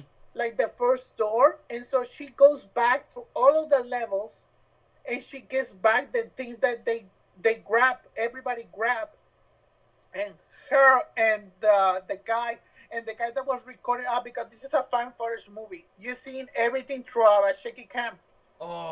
Which and like okay, so I have another one to bring up that I just remembered because you said that, and it's very similar to the one you're mentioning. Now there's actually there's kind of like a story to go behind this one. I went to this was 2 years ago in 2015. I remember I got a couple advance tickets to see a couple movies that were opening early in here, and one of them was for I don't remember. It was like a really cool movie, but the other one was like a horror movie, and I'm like, okay, why don't we? I ended up getting both tickets, so I'm like, I'm gonna go see the horror movie because I'm a horror guy and I love that. And I remember going in, I knew nothing about it, and the plot was. And like I read it, I read it on IMDb at the time, but it was 20 years after a horrific accident during a small town school play. Students at the school resurrect the failed show in a misguided attempt to honor the anniversary of the tragedy. I thought that seemed like an awesome movie until I sat down, and that movie was The Gallows. Oh, I wanted to see that movie, but then I heard that everybody was hating it, so I didn't watch it. I had no idea it was a found footage movie. This movie was like, I wanted to leave. I had a friend who like I looked over and he wasn't there anymore. He walked out. he just left. This movie was so bad, and it sucked because it was an advanced screening. There was like the radio station was down at the movie theater, and like I remember there was like someone that was speaking about it, and like afterwards they wanted to know your opinion. And I went up to the guy and I'm like, please never play this movie for anyone ever again. And I walked away. And this was like 2 years ago. This was like a smart-ass Troy. This is not the Troy we're talking to now. But it was just like one of those experiences in the movies that, like, I remember I had a headache because of the shaky cam and my seat was getting kicked. And, like, it was just one of the worst experiences and one of the worst movies I've seen. So that was one that I was excited for because it was like, oh, a new horror movie. This should be good. Well, talking about when you said 2 years ago, Troy, so that's before I met you because I met you 2 years ago. Yeah. Oh, interesting. Prequel idea. And just a little pause. Let me go to the room again. But yeah, that was another one. Let me see what else. So we have another question here. This one. Just give me a minute. Let me go to the restroom. Oh, you're going to the washroom. Yeah. Okay. How long is this? Oh, it's an hour and like 20 minutes. Looking through Twitter to find some more questions. Looking through Twitter to find more questions. As Raul is going to the bathroom, I'm looking through Twitter to find more questions. I'm looking through Twitter to find more questions. I'm looking through Twitter to find more questions. As Raul is in the bathroom. I'm back. Oh, he's back now. I was singing the entire time a song about you going to the bathroom. And I'm not going to edit it out. I'm going to keep it in, the entire thing. No, and I didn't even say the finale of As Above So Below. Oh, didn't you? Then Okay, the go girl ahead. Yeah. goes back, revives the guy because the guy is dying because they found out that the main gem that they stole was the Philosopher's Stone, Like like from in Harry Potter? Yes. And so they revive the guy. She pulls out the gem back, the stone What? back, and then they go through a hole, like the last level of hell, and they don't know if they're gonna die or they're gonna go to straight to hell, Yeah. that final hole. And so they risk it, and they're like falling, and they stumble to like a deep end, and I was like, oh my god, if I see Satan like killing these people, I was like, I'm gonna redeem these last 10 minutes of the movie. Then the girl hears something, opens like a hatchet, and it's Paris. They escape hell, and the guy that was filming see his watch, and time was frozen when they were down there. It was only they lived all that hell for like a minute. They woke up free, and they survived. Oh my god. And I was like, okay, this movie now is unredeemable for me because the setup was so interesting. And like to them to be free from hell, I was like, okay, this movie, I hate it. Yeah, I'm never gonna see that, I don't think. Yeah, I remember that I saw it with my sister and my sister's friends, and they were like, oh my god, that movie was scary. And I was like, I like it. They say that I like that. I was like, me and my sister were like, my sister was like, for me it was okay. I was like, I fucking hated it. And my friend, Danny said, I was like, why did you hate it, Raul? I was like, because they live at the end. I was like, that's okay. I was like, no, in a horror movie, Yeah. a happy ending is not good. No, I agree. That's why I think the Get Out ending should have been the cop arresting the dude. Yeah. I'm so Even mad though they I like changed the it. ending of the friend rescuing the guy. I liked it too. That was a good ending, but I think it would have just been more. I love the darkness of him just getting arrested for the murder, because it's like, it would have been perfect. Like, have a white cop show up to arrest him. Yeah, because that's the realism that Jordan Peele was setting up. Yeah. And they shot that scene where the friend goes to visit the guy in prison. There's like an alternate ending on the Blu-ray. I saw it on YouTube, that alternate ending. I was like, I should watch it. That ending is so much better than the original ending. And even though I like the original ending, I still remember when we talked about Get Out, like the first episode, that I wanted my dark ending when you see the friend and he says, oh, you got out, right? And then he kills the main guy, and the funny guy was the bad guy the whole time. That was awesome. Yeah, so that's a good question. Like, what's the next one? Okay, so the next one is from our good friend and half of Geek to My Nerd, the Spice Must Joe on Twitter. Let it Joe. Let it Joe, let it Joe. He asks, favorite material to have bed sheets made out of? This is a good question. I have to say, I think there's only one good answer, though, right? Like, it has to be silk. Like a nice silk. I'm very stupid with talking about, like, textiles and sheets and that. I don't know anything about that. I want my sheet to be fresh on the summer, and I want my sheet to be heavier in the winter. You know what? That will be my answer. That is perfect. Yeah, I agree with that. I don't think I've ever checked. Like, I just have whatever the sheets come with when I buy my bedspread, you know? Like, I don't ever seek out a specific material. But silk does feel nice. Yeah. Yeah.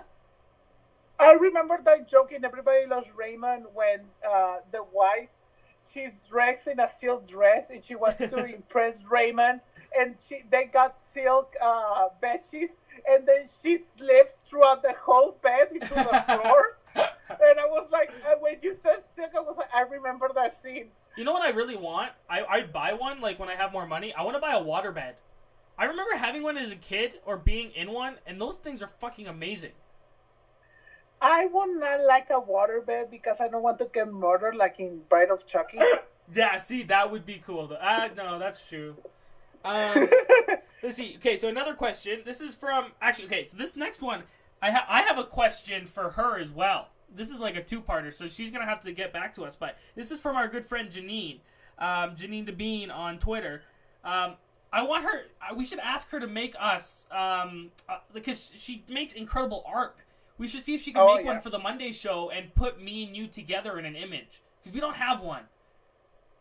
That would be cool. That would be cool. So she asks, besides The Room, what's your favorite bad fun watch movie? The Happening. Ooh, that's a good one. Before The Room, The Happening was my room. Ooh, I don't think I have one.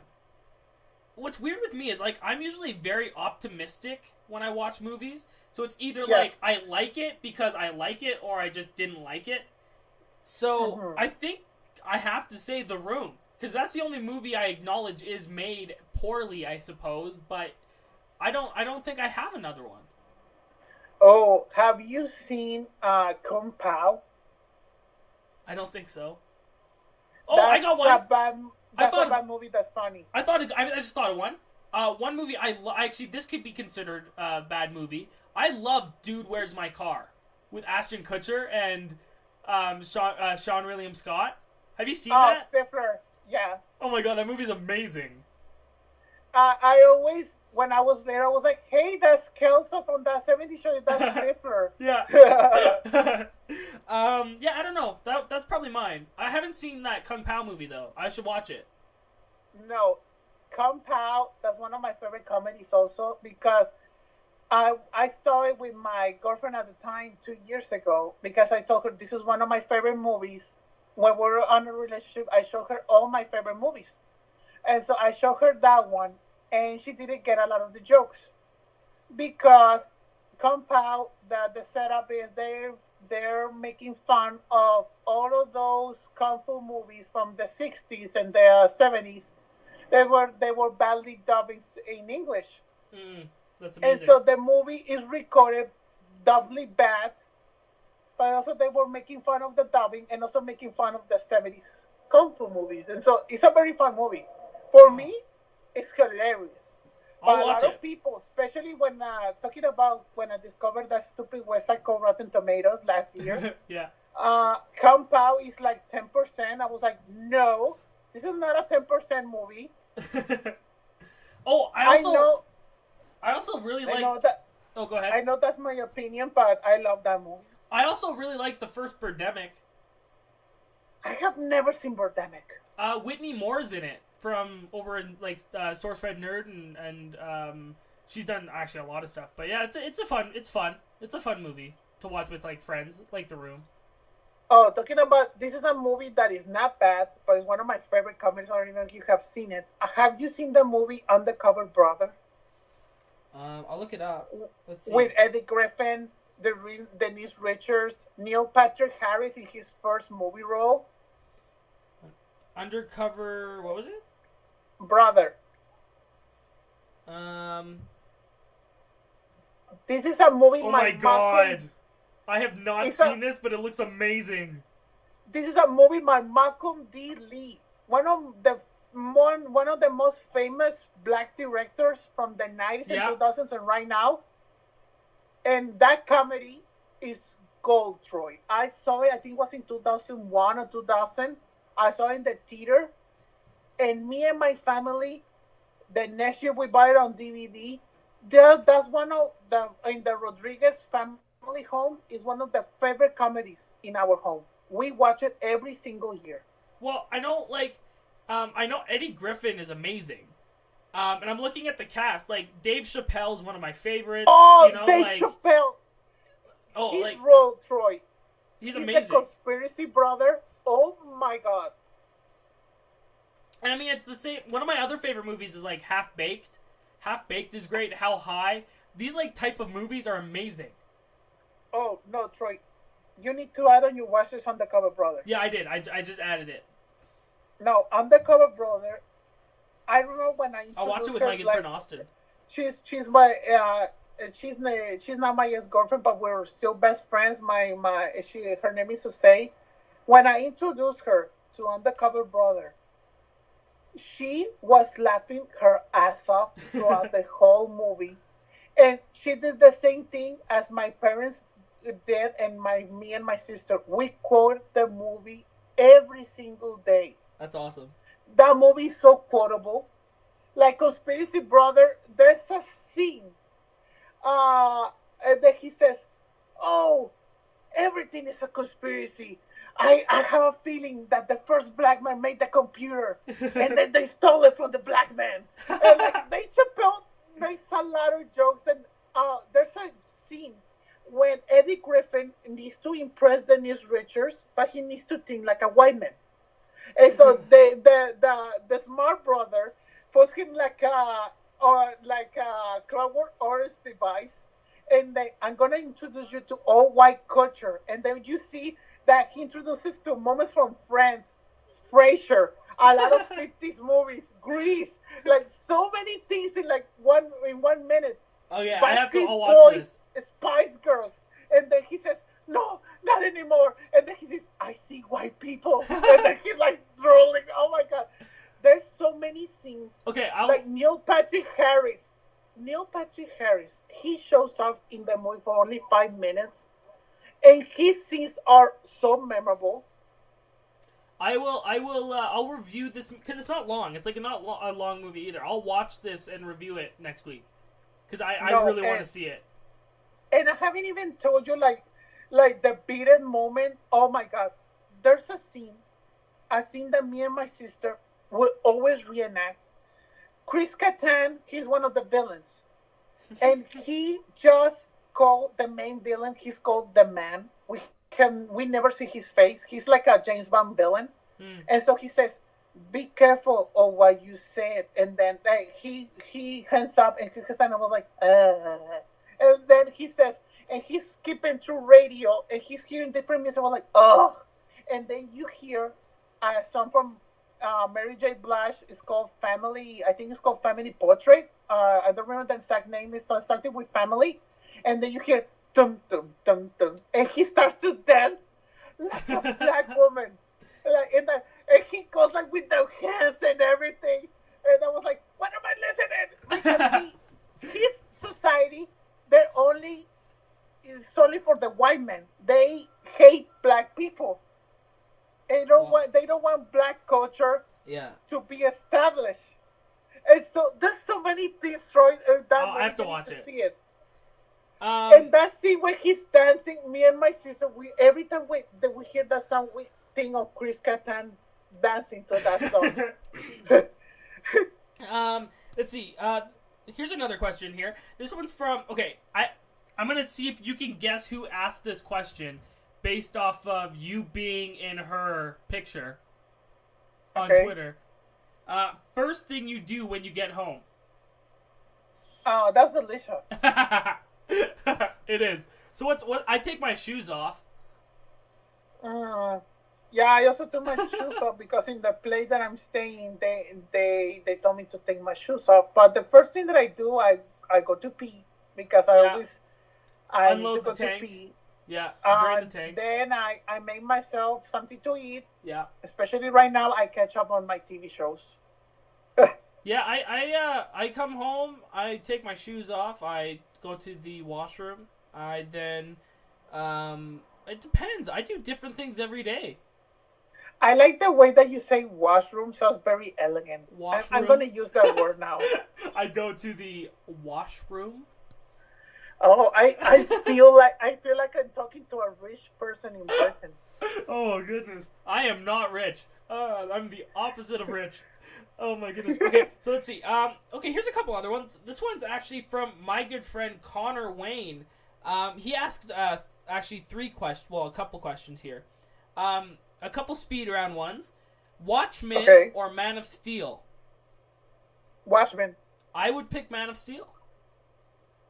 I like Man of Steel, but I like Watchmen even more. I love Watchmen, but Man of Steel for me is like one of the greatest superhero movies that I've ever seen.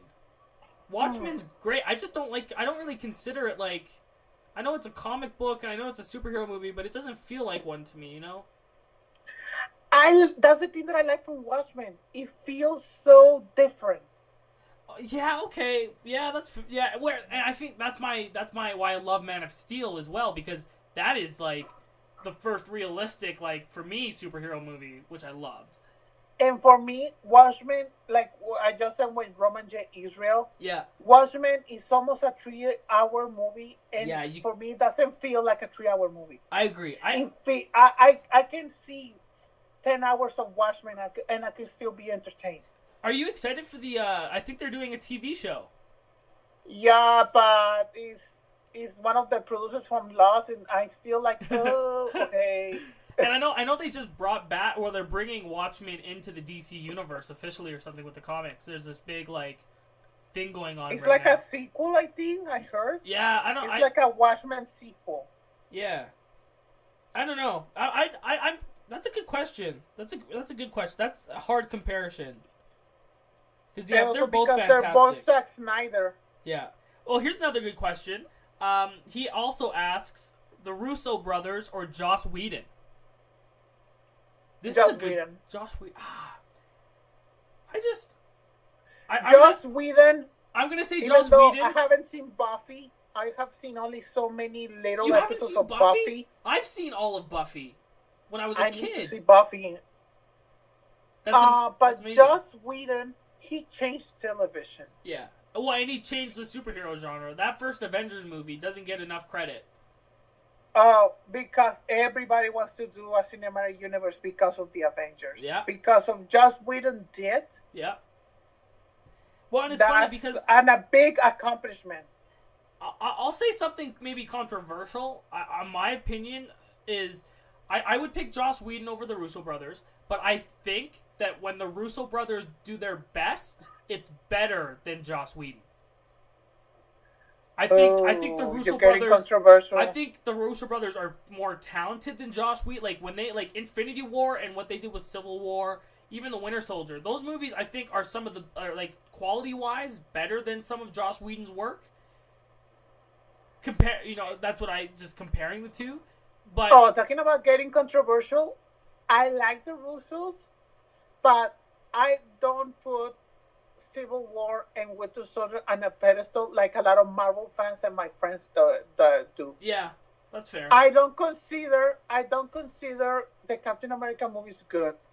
What? I don't like the Captain America character. Oh yeah, that's right. I remembered you didn't like Captain America. And so, even though Winter Soldier, I like the twist, I like the dark things, but it's not a movie. I was like, oh my God, Captain America, the best fucking movie in the MCU. Like a lot of people on Twitter and Facebook do. I was like, dude, that's not for me. Yeah, I like Captain America, but even Civil War, the first time I saw it, I was like, oh my God, seeing everybody fight and the Spider-Man. But when I rewatched Civil War, I was like, this is not an excellent movie. You can nitpick it apart.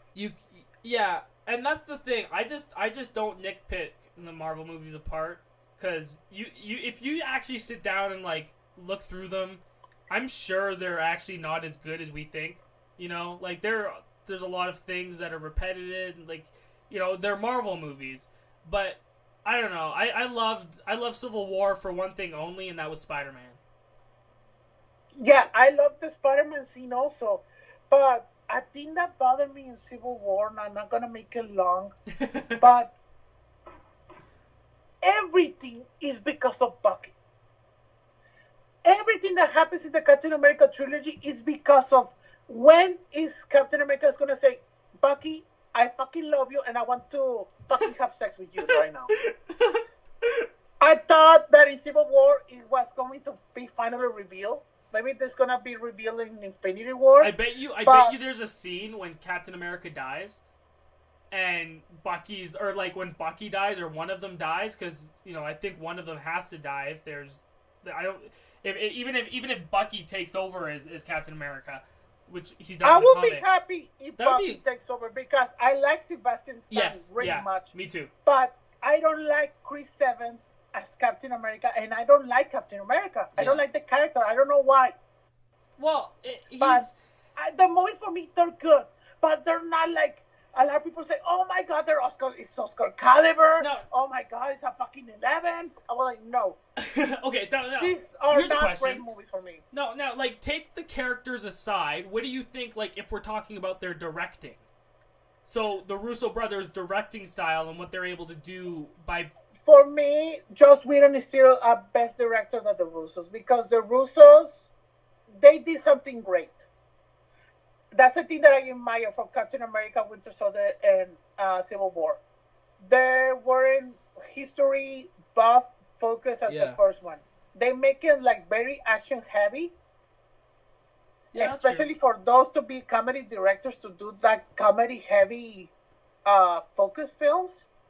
I'm like, okay. And also when they were announced for directing Infinity War, I was like, okay, that's a good that's a good choice. And when I saw the teaser right now and this week, I was like, okay, they're gonna do a great work. And by the way, you can't say anything about the trailer because I still haven't seen it and I'm not gonna watch it. I'm so excited.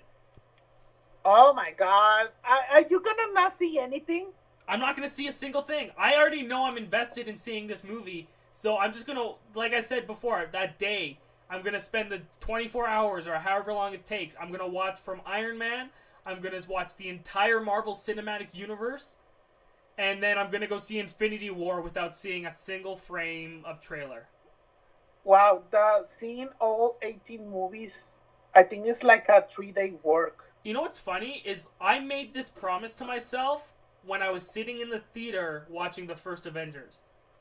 I said, when they make Infinity War, when they make like the Infinity Gauntlet type movie, I want to sit down and watch every single Marvel Cinematic Universe movie, and like it's kind of exciting and surreal that it actually is going to be next year. Yeah, and also I'm gonna do the same because there's a lot of Marvel Cinematic Universe movies I haven't rewatched. Yeah, and that's the thing. I feel like the Iron Man 2 and like Hulk and like the ones that aren't as great will be fine if you watch them all as like a TV show. Yeah, because that's the thing that they set up in Marvel Cinematic Universe. It's like Infinity War is like it's gonna be like the series finale. Yeah, exactly. Yeah. Oh man. And Phase 4 is gonna be the reboot. Yeah, it's gonna I'm be excited. the limited event series. So here's another question that Connor asks us. He says, "What's the best popcorn film of all time?" What's the definition? Because I always get confused on popcorn film. It's a movie that you know that is dumb, but you enjoy it. Yeah, it's a movie that like you watch and like it's fun. It's like the best popcorn film for me. Like an example, I know this is a bad example, but for a lot of people, Transformers. Oh, that's okay, a popcorn film.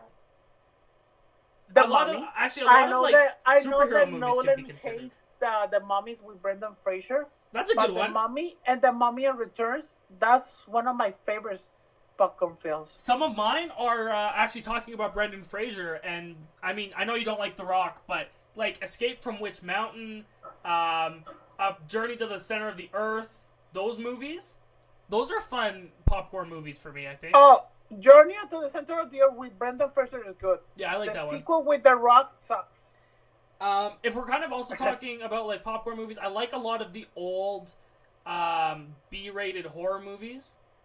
The ones that you can see on like the dollar bin. Like those horror movies. Like some of those, if you just like go out and spend $5, buy a couple of the cheap like dollar store horror movies, and go home with your friends and just hang out and watch them, like it's kind of like what I'm blanking on their channel. Looking it up here. Sci-fi? No, Red Letter Media does a thing where they go through all the like old horror movies and stuff. Chiller? Yeah. So like I don't know, that's another fun one.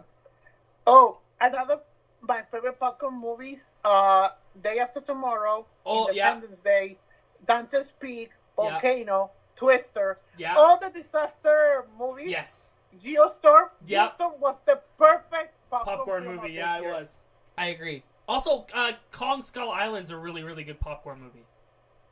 That's a movie I need to rewatch again because I didn't hate it, I enjoy it, but a lot of people have seen that I really loved it. I was like, I need to see it again. It's weird. I went and saw it like in an advanced screening with my buddy Tyler, and Uh-huh. and I remember he didn't like it, and I was so happy after watching it. I was like, that movie was amazing, and I've seen it was like better. 5 times. It was better than the piece of crap of Godzilla 2014. I know that you like it, but for me, Troy, that's a piece of crap. Yeah, that's fair. I get that though. I understand why people don't like it at least.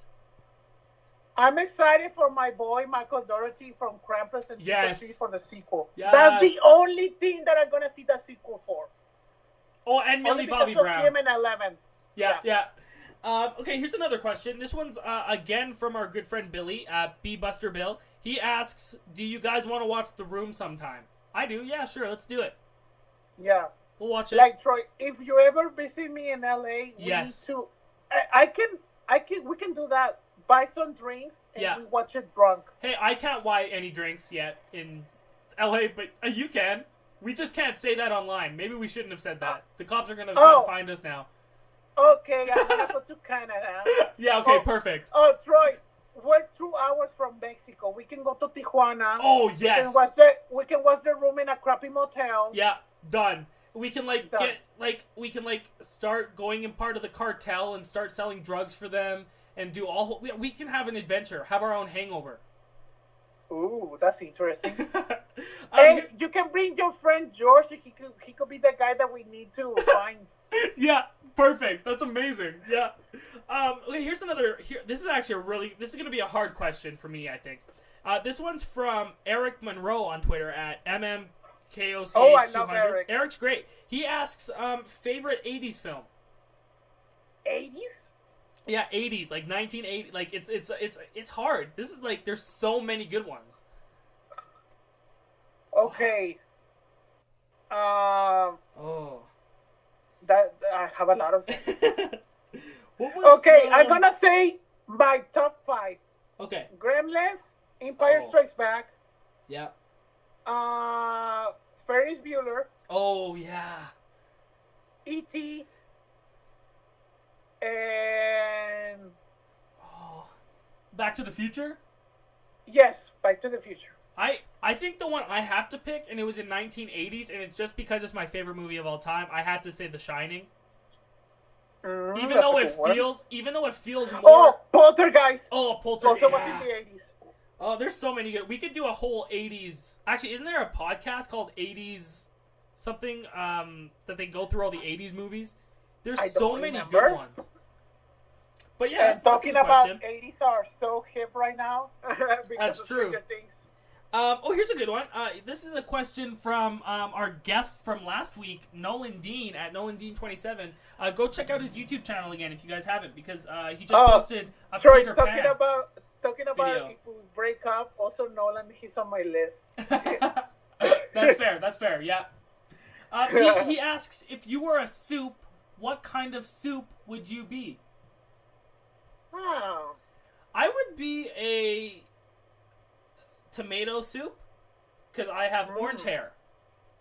Oh, for me, I will be a potato soup, like those chunky ones, like with big pieces of potatoes with some bacon, some chives, and also some cheddar cheese.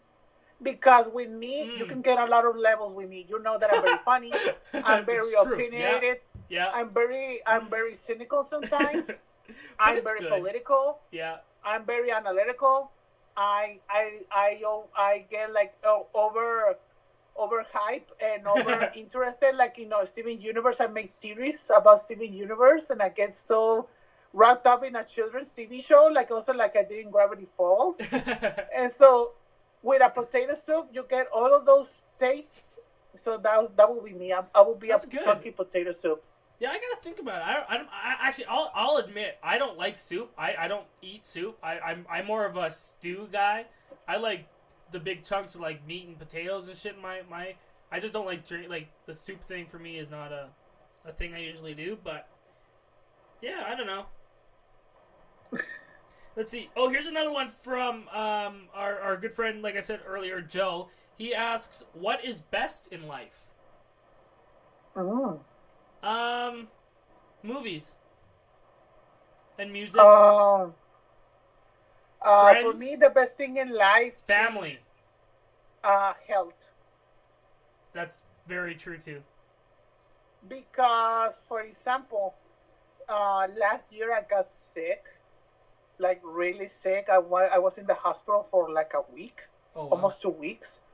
And so I will never forget my friends who say like she went and she stayed with me, also with my sister, and also my parents that were on a trip and they couldn't get back. And when they finally came, she said to my mom, she told me this days later. I was like, the thing that I hated to see the most, I hated to see you sick on a bed because you're so energetic and you like to be on the move every single day. You don't like to be in one place. And to seeing you sick, it was the worst thing I have seen in my life. Wow. Yeah. And I was like, that's true. Yeah. The thing that I hate the most is being sick. I agree, because it's a lot of the times you just can't control it. Yeah. For me, like I just said that example, you, Troy, you only met me for like an hour or two, but you have known me like through this podcast and before. Yeah. And you have seen me on Twitter and Facebook. You know that I like to be on the move. Yeah. And true. so for me, being sick It's is like always good to be healthy. if someone knocked me on the head and says, hey, you need to take a break. I was like, I don't want to. Yeah. I'm the same way. I'm very, very similar. Mm-hmm. Yeah, I think, that's so true. Health is so important. Also, like, mental health. And I know a lot of people, like, there's a lot of, stupid comments and shit about mental health, and not that many people talk about it. But, like, I think one of the most important things in life, and things that you could do, like, even before you go and help your friends, or you help your family, and you, like, assist others, you have to make sure that your mental health is up and that you're not hurt and that you are healthy, like you were saying. I think, mental health is definitely something that people should be aware of more often. Yeah. So here's another good fun question. This is from Magic Chase 1 on Twitter. This is Chase.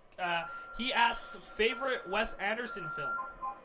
I have one. I know mine right away. Okay. Mine is Moonrise Kingdom. Oh, that's a good one. I watched that. I remember. I have a really bad memory, so I don't remember a lot of the stuff that I've gone through and whatnot. But one thing I do remember, and I remember sitting on my bed with my laptop. I was eating Lay's potato chips, and I had a Slurpee, and I sat there, and I was. This was like maybe I was still in school. I remember still being in like middle school. I watched it, and I cried my eyes out the entire movie. I love Moonrise Kingdom so much. The love story is so fucking good. Wes Anderson's directing in that, all the performances. I mean, every Wes Anderson film is amazing. I don't think he's ever made a bad film. But for me, I just had that connection. And that was actually the very first Wes Anderson film I saw. Was Moonrise Kingdom. I cannot give my opinion because I haven't seen a lot of Wes Anderson. Like, the only movie that I have seen is the one that you said, The Moonrise Kingdom. Yeah, that's a good... Have you guys seen Grand Budapest? I need to see more. Grand Budapest Hotel is amazing. The Life Aquatic of Steve Zissou, I think is what it was called. That was amazing. Fantastic Mr. Fox was so good. There's so many. He didn't do a movie with Ben Stiller called The Royal Tenenbaums or something? Yeah, that's so good too. I like Rocket, that one. I have seen that one.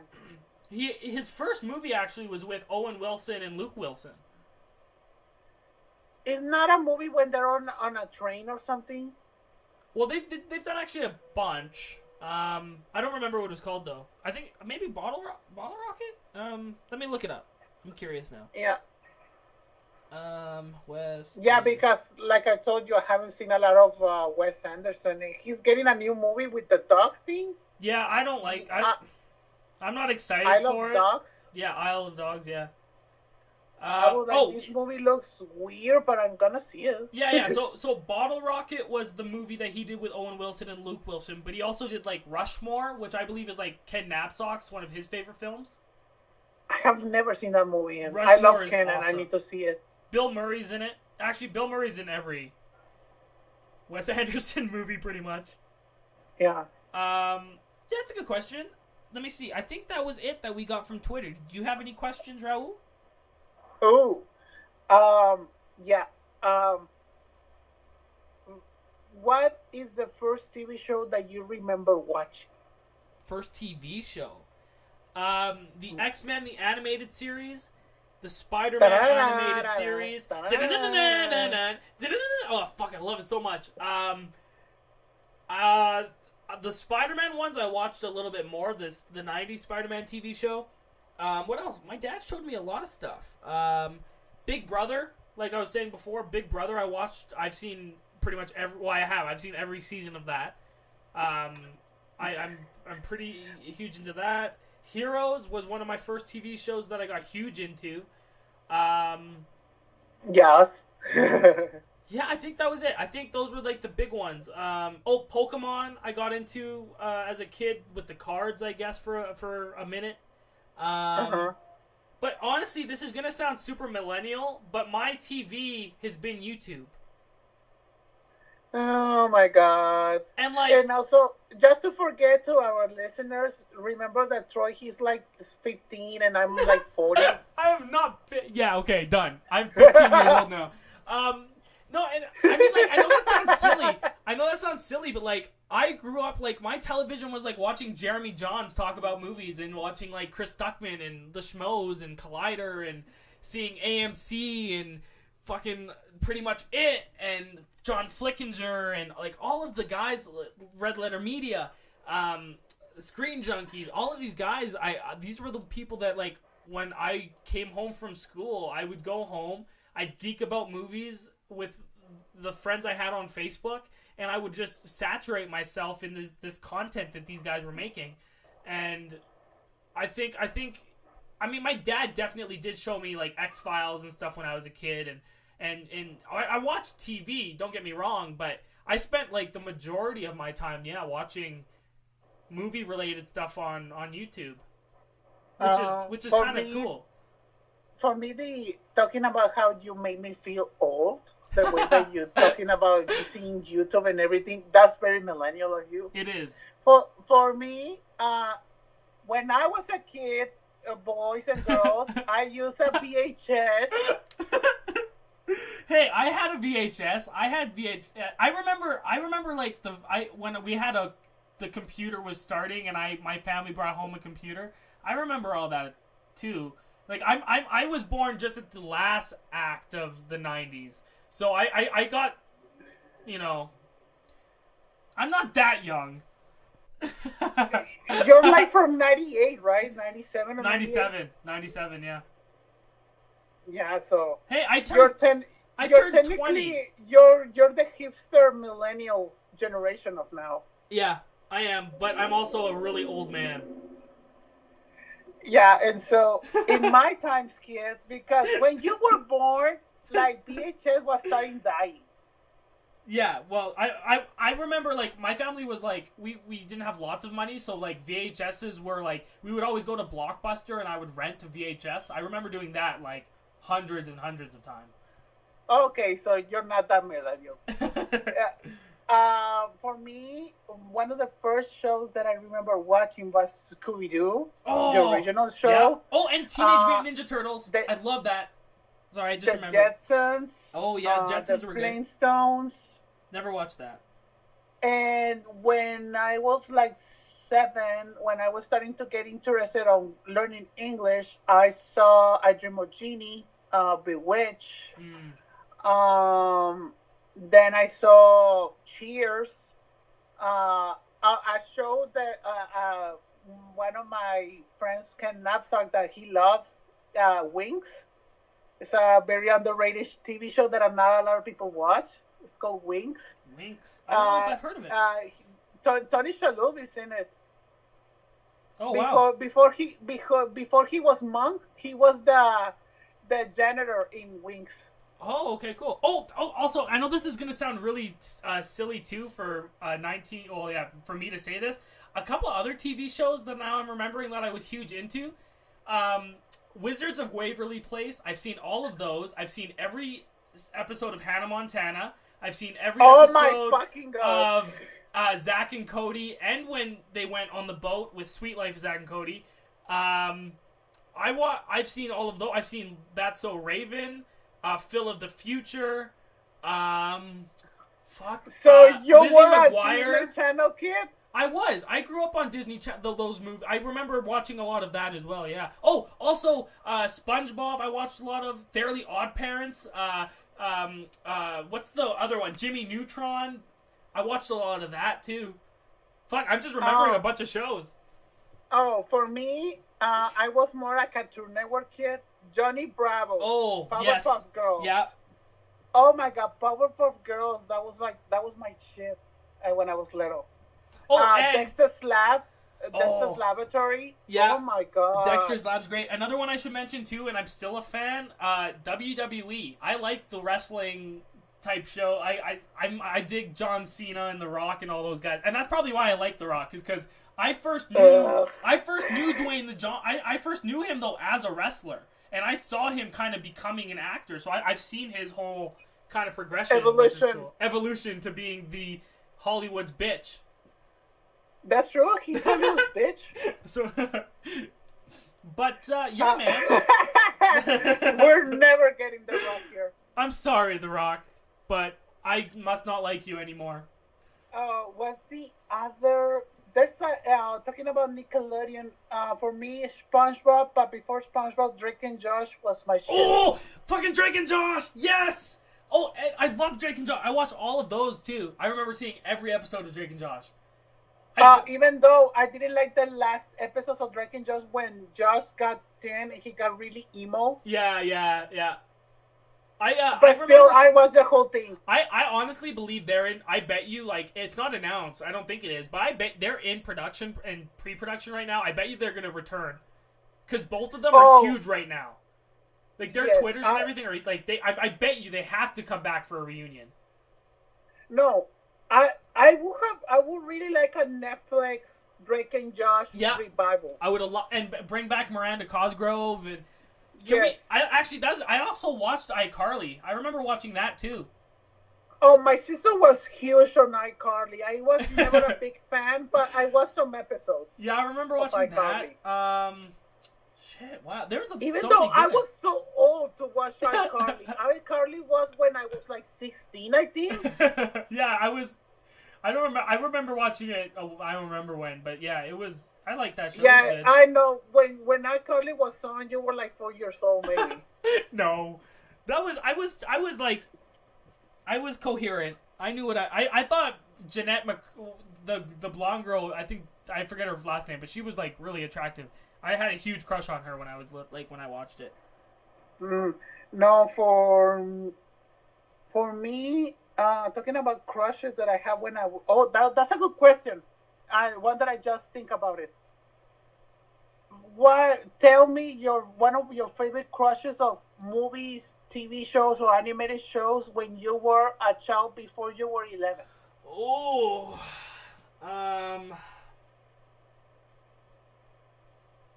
a bunch of wrestlers, because I was huge. Like before I was 11, I was into the wrestling a lot more than I was after that.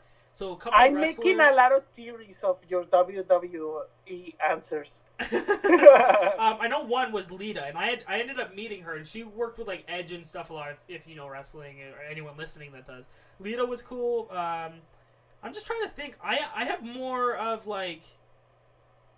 I wasn't huge into that. I'm not gonna lie. I didn't really have lots of crushes. It was mostly like the actresses. I was huge in like liking actresses. Yeah, you can say that also. I'm trying to think of like. Shit. Oh, for me, I can say it. Nicole Kidman and Batman and Robin. Oh. I was like 6 years old when I saw it. I was like, boing. From American Pie and Elizabeth, the main actress in that. American Pie, I remember watching at a very young age. So that was definitely the actresses in that I had a thing for. Oh, Drew Barrymore and Charlie's Angels. Oh my! That's another good one. I know it's not. I don't know. All the ones I kind of are coming to mind are like ones I currently have. Like, I would really like to take Jennifer Lawrence out on a really nice date and make sure she's home by 10 and, you know, maybe form a relationship with her. That would be fun. Have kids down the line. I have a feeling that Jennifer Lawrence will be very boring in a relationship. That's okay. I just will look at her. I'll just sit there. Huh. I'll be like Edward when Bella is sleeping. I'll just watch her because I just think she's, like, gorgeous. It's not fair. That sounds really creepy. It does sound really creepy. All right. I don't think Jennifer Lawrence will ever date me now.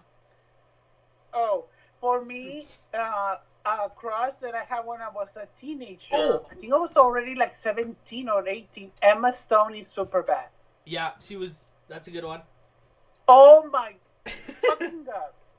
When I saw her, I became obsessed with Emma Stone, and I have seen every of her movies. My favorite Emma Stone movie is Easy A. I have to say La La Land, but Easy A is amazing. Talking about other crushes that I had when I was a kid, Lindsay Lohan, she's yes. Parent Trap. Lindsay Lohan, she did that movie where she swapped bodies or something. What was that? Freaky Friday with Jamie Lee Fucking Curtis. love that movie. That's the Citizen Kane of swapping body movies. Yeah, agreed. No, you're right. No, talking about the Lindsay Lohan trilogy, Parent Trap, Freaky Friday, and Mean Girls. Yeah. That's your Lindsay Lohan marathon. Also, you can throw in Herbie. Herbie was fine. Herbie was good, but Herbie, that's the thing. I have a theory, because when she got really thin for Herbie and Mean Girls, she got really thin because Hilary Duff insulted Lindsay Lohan because, oh my God, you're not that attractive because also you're fat. And I was like, Lindsay Lohan is not fat, you bitch. and when Lindsay Lohan got so thin for Herbie and Mean Girls is then when Lindsay Lohan went to be a lesbian, when she dated that DJ, when she got really drunk and drugged and on drugs with Paris Hilton. Yeah. Everything is because of Hilary Duff. Yeah. And also, I hate Hilary Duff since I was a kid with Lizzie McGuire and everything. Hilary Duff is a bitch. And also, Hilary Duff is banned from my show. Yeah. Because she ruined my babe, Lindsay Lohan, and now Lindsay Lohan looks like a 40-year-old, and she's my age. Yeah, and she does look pretty rough. Another one, a current one, and like this one, I'm gonna be very polite because I actually want to see if I can be in a relationship with this girl one day because I find her so fascinating, and we're very similar ages. Anna Taylor-Joy. Ooh. I have the biggest crush on you. If you're listening, which you're not, but I think you are like stunning and super beautiful. I've seen a lot of interviews. You're very well spoken and very smart. I would just love to take you out for dinner to get some drinks. You know, just chat up. Also, if Emma Stone or Emma Watson are listening, you're gonna love my accent. Holy fuck! You're gonna love my politeness, and I'm a gentleman. And you can do anything you want to me. Yeah. One of my fantasies is being in that Emma sandwich, being between Emma Watson and Emma Stone. You know, for me, Emma Roberts can join Emma me Roberts. because I like Emma Roberts. I have a thing with Emmas. Emma Yeah. Fife. Oh, Emma Fife, she's hot, but I cannot take her because I cannot say it. Emma's very, very. I love Emma. She's very pretty and very, very smart too. Yeah. I love a lot of her stuff. I'm trying to think. Also, I mean, I don't want to be the bearer of bad news, but like, I just saw an article on Twitter, and it says that like during filming The Usual Suspects, the production actually was halted because of Kevin Spacey's sexual behavior. Oh my God. Which is sad. Yeah, and also Bryan Singer, they just canceled his Queen movie.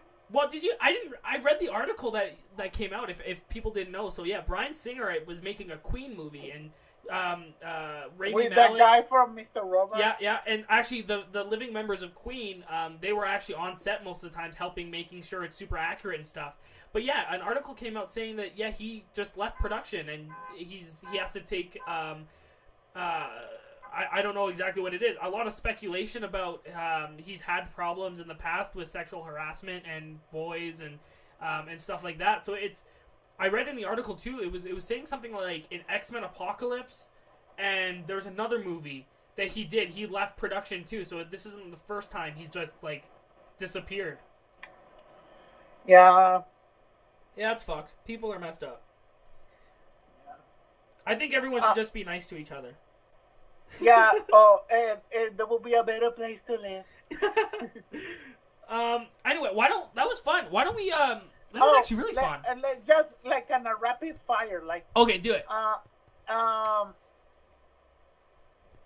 Tell me a movie that changed your way on seeing movies. Oh. Well, I know the one I always go to is Shawshank Redemption because that's the movie that made me love movies. I fell into the filmmaking aspect of films with watching Shawshank Redemption. I think the first movie that I watched that I like loved just movies in general, probably Star Wars. Star Wars for me was pretty great. Ghostbusters, E.T. was one of the ones that I saw that was like, those were like I kind of watched them all around the same time. It was like when I was testing my waters with film and stuff. But even if we were talking about like stuff when I was even younger, my dad showed me a lot of the horror movies like Friday the 13th and Nightmare on Elm Street. So those definitely had an impact as well. Oh, for me, of course, also is Star Wars, but a movie that made me say, "Oh my God, I love film." Aside of Star Wars, was when I rewatched Jurassic Park when I was like 11. Yeah, that's another one. That's a fantastic one. Because I love all of the aspects of Jurassic Park, everything about it. Yeah. I love the locations. I love the set designs. I love the animatronics. I love the CGI effects. I love the acting. I love the script. Everything about it. It is. That's a good one. I have a question. If you were to travel to go back in time to one movie set to see how the entire movie was made, what movie would you go to? Ooh. Mine's easy. I couldn't imagine being on the set of The Shining. Oh, that would be. I would like to see Stanley Kubrick like. Yeah, and like since he was like his craziest during The Shining, I think that would just be insane. The Room, I would have loved to be on the set of The Room. That would be beautiful. Even like I know it's like I would just be curious. Like I would even like what's it? Full Metal Jacket, Apocalypse Now, because those probably were like. Because I know there was such a hard situation, a hardship to go through for those films. Like just seeing the amount of work that got put through with something like that would be insane. Same with Star Wars, going on the original sets.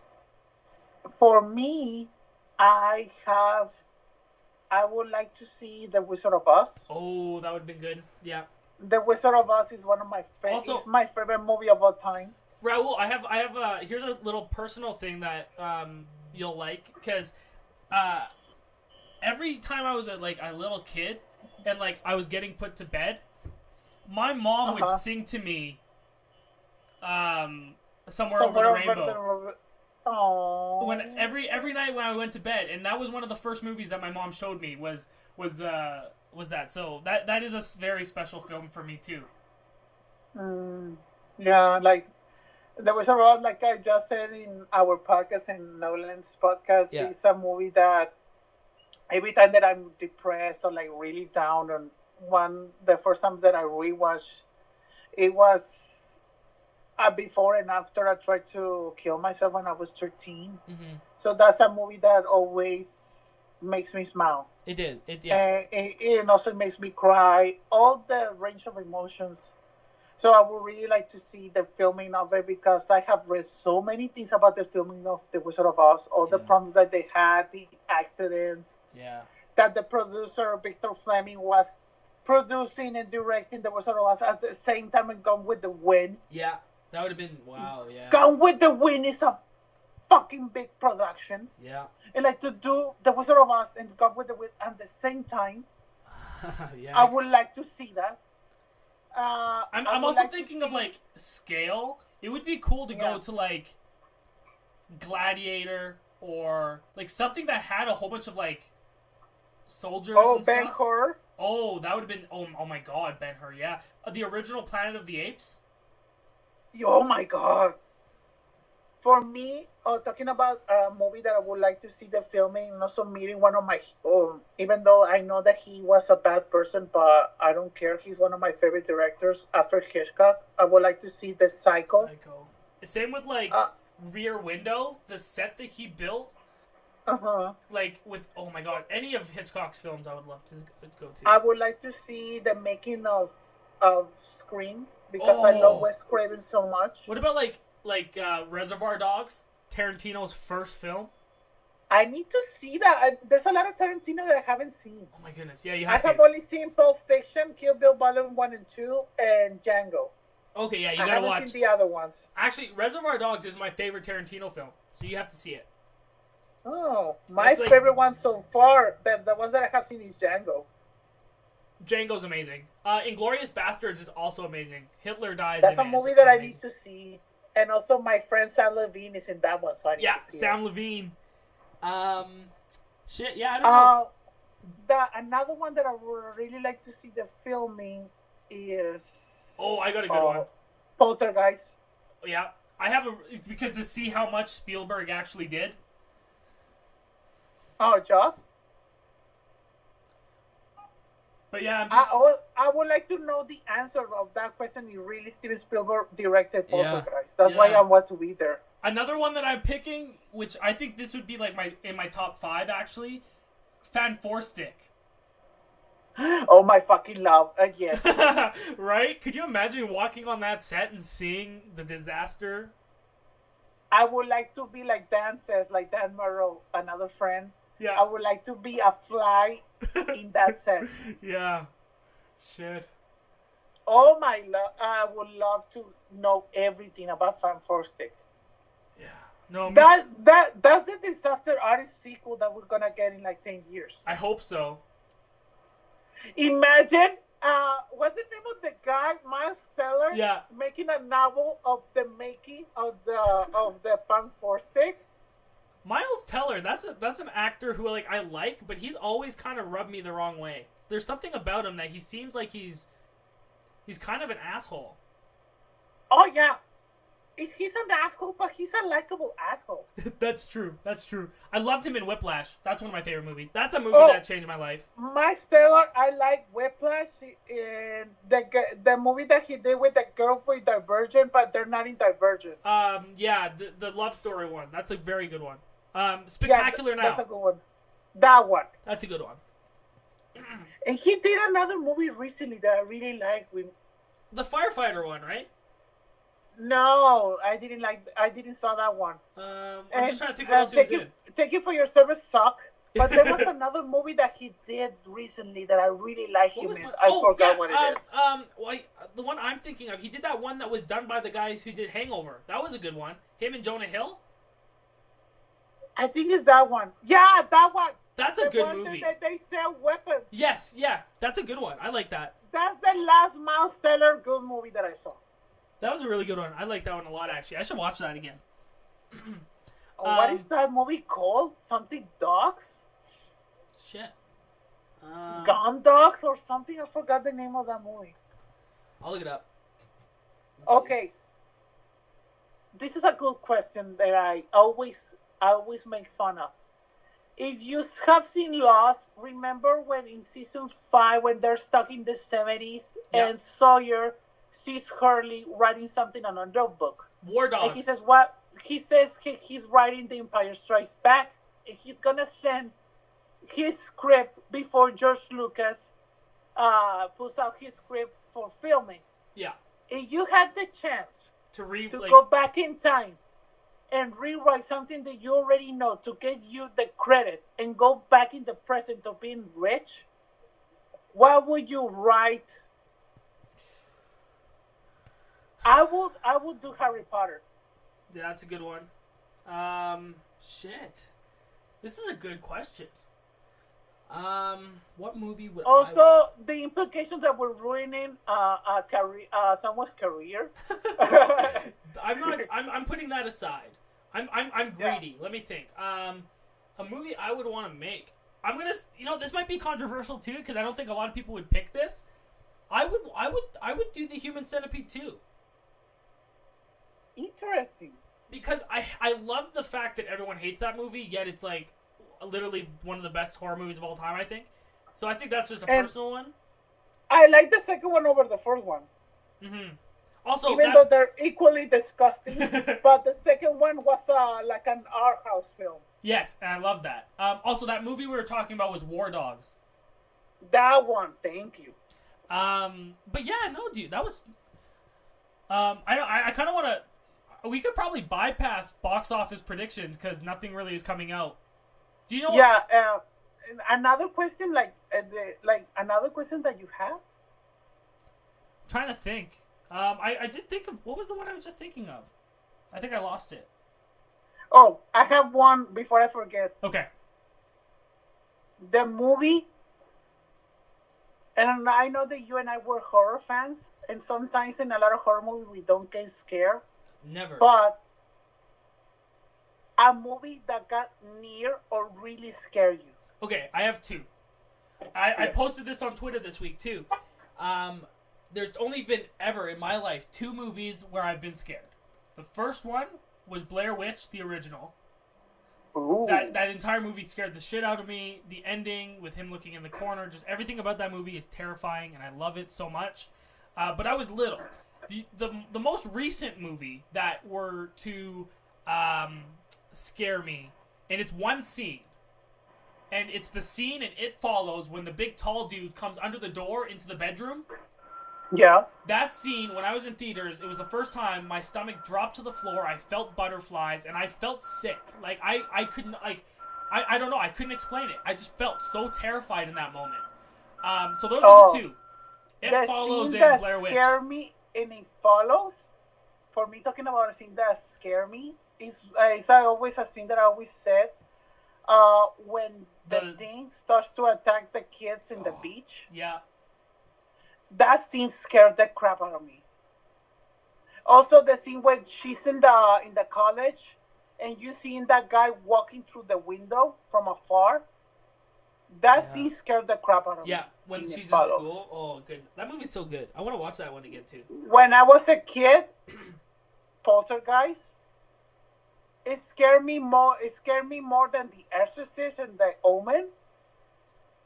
Like, for me, Poltergeist is a movie that scarred me. Yeah, The Exorcist. I was disappointed by that movie only because I heard it was like the scariest horror movie of all time, and I watched it and I'm like, this is not scary at all. Like, it's a great movie, but it's not scary. I don't find it. Yeah, it's not that scary at all.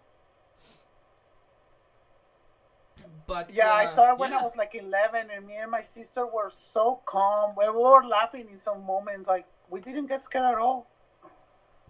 Yeah, I'm just trying to think of other horror movies that might have scared me, but I don't think there has been. I got scared in the nun scene in Conjuring 2. Oh yeah, that's a good one. Fuck, I still can't believe I got to see that on the Warner Brothers lot. That was the coolest thing. Yeah. What's the other scene that I got scared recently? I got scared in Annabelle Creation when they showed the demon. I don't think I ever saw Annabelle Creation. That's why I give Annabelle Creation such a positive review. If you give me to scare me, yeah, that's true. I should watch it. That gets a positive review for me. Yeah, That's a good. I don't know. A movie that got you scared as a kid. There was, like I said, there was only the one. Witch? No, there was only the one. Because most of the time, what my dad would do is he would be like, "Here's." How old were you when you saw Blair Witch? Just for curiosity. Probably like 5 or 6. Holy crap! I saw Blair Witch in I think in 2000. I was 11. What year did that come out again? VHS. Yeah, what? Let me see. And I got scared. Blair Witch was 99, right? Yeah.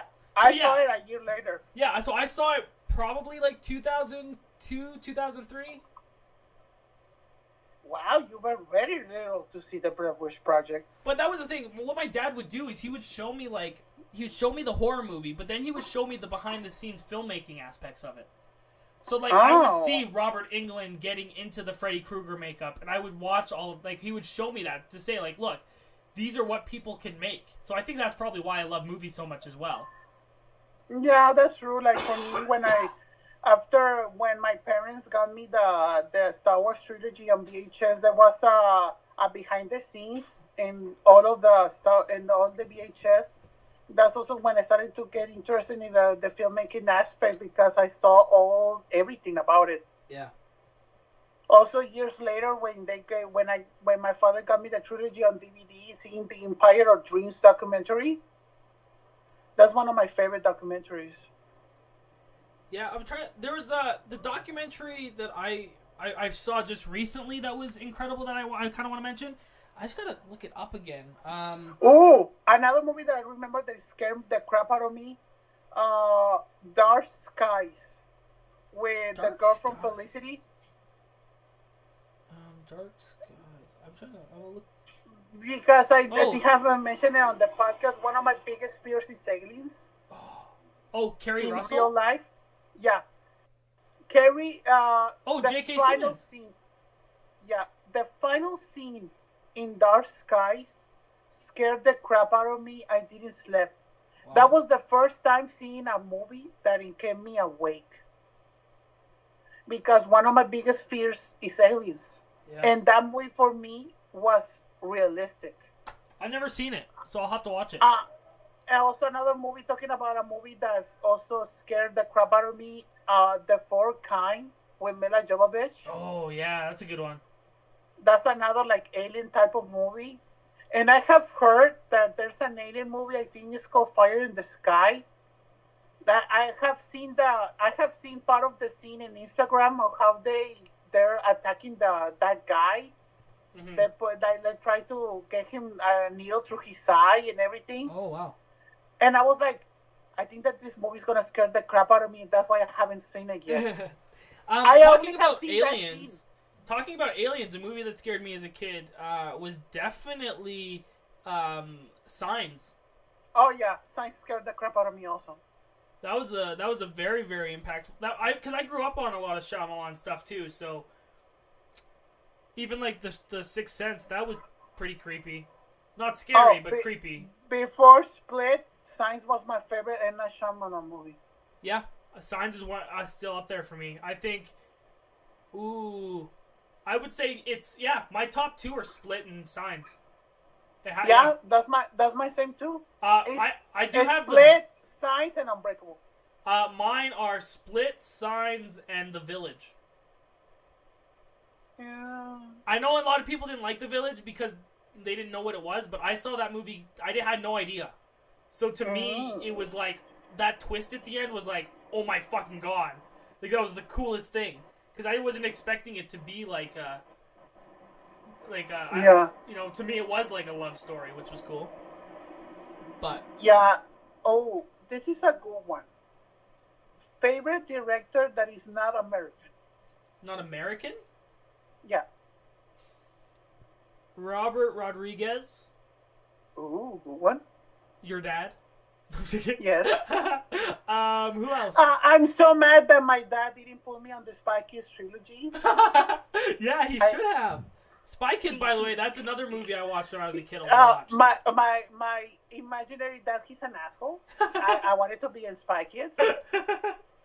I'm trying to think what else. I love... Not even a cameo in Machete. Oh my god. I'm blanking. I'm just looking up the guy's name because I feel like dumb for not knowing it. Chan-wook Park, who did Old Boy. Ooh. He's one of my favorites. Ooh. I need to see the original. I have only seen the remake of Old Boy. Oh my god. That is a sin, my friend. Oh my goodness. I know. The remake is okay, but the original is one of the best films of all time. It's amazing. When I saw the Old Boy remake, I went to the theater not knowing a thing about the movie. I only saw the poster. Oh, yeah. And when I saw that fucking twist, I was like, damn. Yeah, man. Now, like, it's just a lot more visual and a lot more, like, fucked up in the original. Like, the American version definitely PG-13s it. Mm. So if you want to be grossed out, yeah, well, definitely watch the original. But I mean, with that being said, why don't we end the podcast? I haven't seen my answer. Oh yeah, what is it? Sorry. Alfonso Cuarón. Oh yes, that's another one. Alfonso Cuarón. He made the Great Expectations remake. Oh yeah. One of my other favorite movies of him of all time for me, Little Princess. I don't know if you have seen it. It's from the 90s. I think it's his so. first American movie. Go and find it. It's a movie that is very expensive on Amazon. I think it costs like $40 the DVD. Oh wow. I think you can rent it on VOD for like $10, I think. Okay. Little Princess Troy is a fantasy. It's so beautiful. I don't know if you remember that movie from recent that Liam Neeson, he's a giant tree. I forgot the name. A Monster Calls. Yes. The Little Princess is 5 times better than When a Monster Calls. Oh, when wow. a Monster Calls and Little Princess are so similar. Huh. Yeah, You need to see a Little Princess to get my point of view. Okay, I'll watch it, because I just added it to my watch list again. Because it looks great. Little Princess, Great Expectations, Y Tu Mamá También, Harry Potter the Prisoner of Azkaban, Children of Men. Oh, the movie that he needed to win Best Picture and Best Director, that it got snubbed. Oh, Children wow. of Men is the best Alfonso Cuarón movie. Yeah, agreed. Sorry, I love you, Alfonso, but Gravity was bad. I only have ever watched Gravity once, and it was in IMAX, and I will never watch it again. For me, Gravity, I can understand. It's a visual marvel. It's amazing. But it's not a good movie. No, it's boring. Yeah. It's a movie you, like, take a whole bunch of mushrooms and you go see it in IMAX. Yeah, and you then just, like, my bug boy, out. my boy Guillermo del Toro. Oh, yeah, him too. Hellboy 1 and 2. Yeah. Blade 2. Oh. Pan's Labyrinth. Oh. Crimson Peak. Oh. Pacific Rim. Oh. And right now with The Shape of Water. The Shape of Water. That's, like, one of the best discographies, too. Like, and I haven't seen Troy. I haven't seen his first 2 movies. Kronos and Devil's Backbone, the first movie that he made in Spanish. Yeah, I've never seen them. And I need to see them, like, just to complete my Guillermo del Toro filmography. Mm-hmm. And also, I admitted his first American movie, Mimic. Yeah. I also saw that one. I have been a Guillermo del Toro fan since I was 7 years old. Yeah, I loved it. I remember watching Pan's Labyrinth very young, and that was great too. Like, I'm a big fan of Guillermo and Alfonso since I was very little. Guillermo del Toro and Alfonso Cuarón are one of my heroes. Yeah. Talking about film. Those two, and George Lucas and Steven Spielberg, and right now J.J. Abrams, there are my Avengers. Yeah. No, I also would put in Denis Villeneuve. And he's Canadian. Arrival and Blade Runner. I don't acknowledge Sicario because I didn't like Sicario, but Prisoners is very good also. Prisoners is his best film, I think. I can agree with that. But I like Arrival even more because Arrival, I have seen it like 4 times. Oh, Arrival is... yeah, that movie, I cried a lot in that movie. I would see Blade Runner again. Yeah, I want to see it again. I really like Blade Runner 2049. It comes out on VOD around Christmas, so... I remember that I said it. I don't remember if I said it in our podcast, but I like 2049 more than the original. Yeah, I do too. After now that it's been a couple episodes since we've seen it, I definitely like it. Blade Runner 2049 is like way. I like it way better than the original. Mm-hmm. Oh, this is a good one. The last one. Favorite franchise, and you didn't give a fuck about everybody said. Let's say like a couple. John Roca. Like with John Roca, he and doesn't Transformers. give a crap that Transformers 4 and 5 suck, but he loves them. This is a good question. I have a couple, for sure. The first one is one of my favorite. Like these movies I consider all amazing. They're one of my favorite of all time. Final Destination. I fucking agree. Final Destination is so good, and I want them to keep making more because I love them, especially the last one. I love Final Destination. That's a good one. For me, Final Destination are educational because I'm very persistent of everything that happens in the real world because I can die for any little thing. It's true. I fucking love, and especially like the first one, Ali Larder and Sean William Scott. Like it had such a good cast. Tony Todd and Death. So that's when you one. say Ali Larder, I remember her in Heroes. Oh my fucking god, she's so hot. So yeah, Final Destination is definitely one. Now I'm blanking on the other one I was thinking of. I mean, Saw. For me, Saw. Yeah, Saw definitely, like, that was an obvious one. Because that one's amazing. For me, also Scream, because a lot of people don't like 3 and 4. Fuck those people. And I don't give a fuck. I love all of them. I don't understand that. That's something new. I didn't realize people did. I've always thought all the Scream movies were all amazing. What's the other one? I was thinking just of it. Shit, this is a good question. Resident Evil. Oh, that's a good one. That's fun. Even though the Resident Evil 5 was crap, but I still watch it because I love Mila Jovovich. Yeah. Resident Evil 6 was so blah, but it was okay. Shit, this is great. I like these. This is tough. I think we already went too long, right? This is getting fun, especially because we're improvising on questions. We are, yeah. Well, no, it's fine. This has been fun. Hey, we need to do this again, but only ourselves improvising questions. Oh my goodness, yeah, we'll do an improvised. Without Twitter. Yeah, done. But yeah, no, everyone, thank you so much. I mean, I have to go to work soon, so this might not be up right away, just for the listeners listening. But that's cool. This was just a blast. This has been like probably our most laid back episode of the Monday show yet. Yeah, and also this is the first episode that I record in a car. Wow, this is great. Raul, where can everyone find you? Let's end it on a nice. Actually, here, while you do that, I'm gonna look up some like really nice jazz music. Mm. We can end on like a nice hip ending. Oh. Let's see.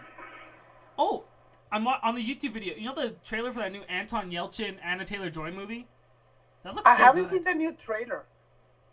I saw the first trailer. That one looks interesting.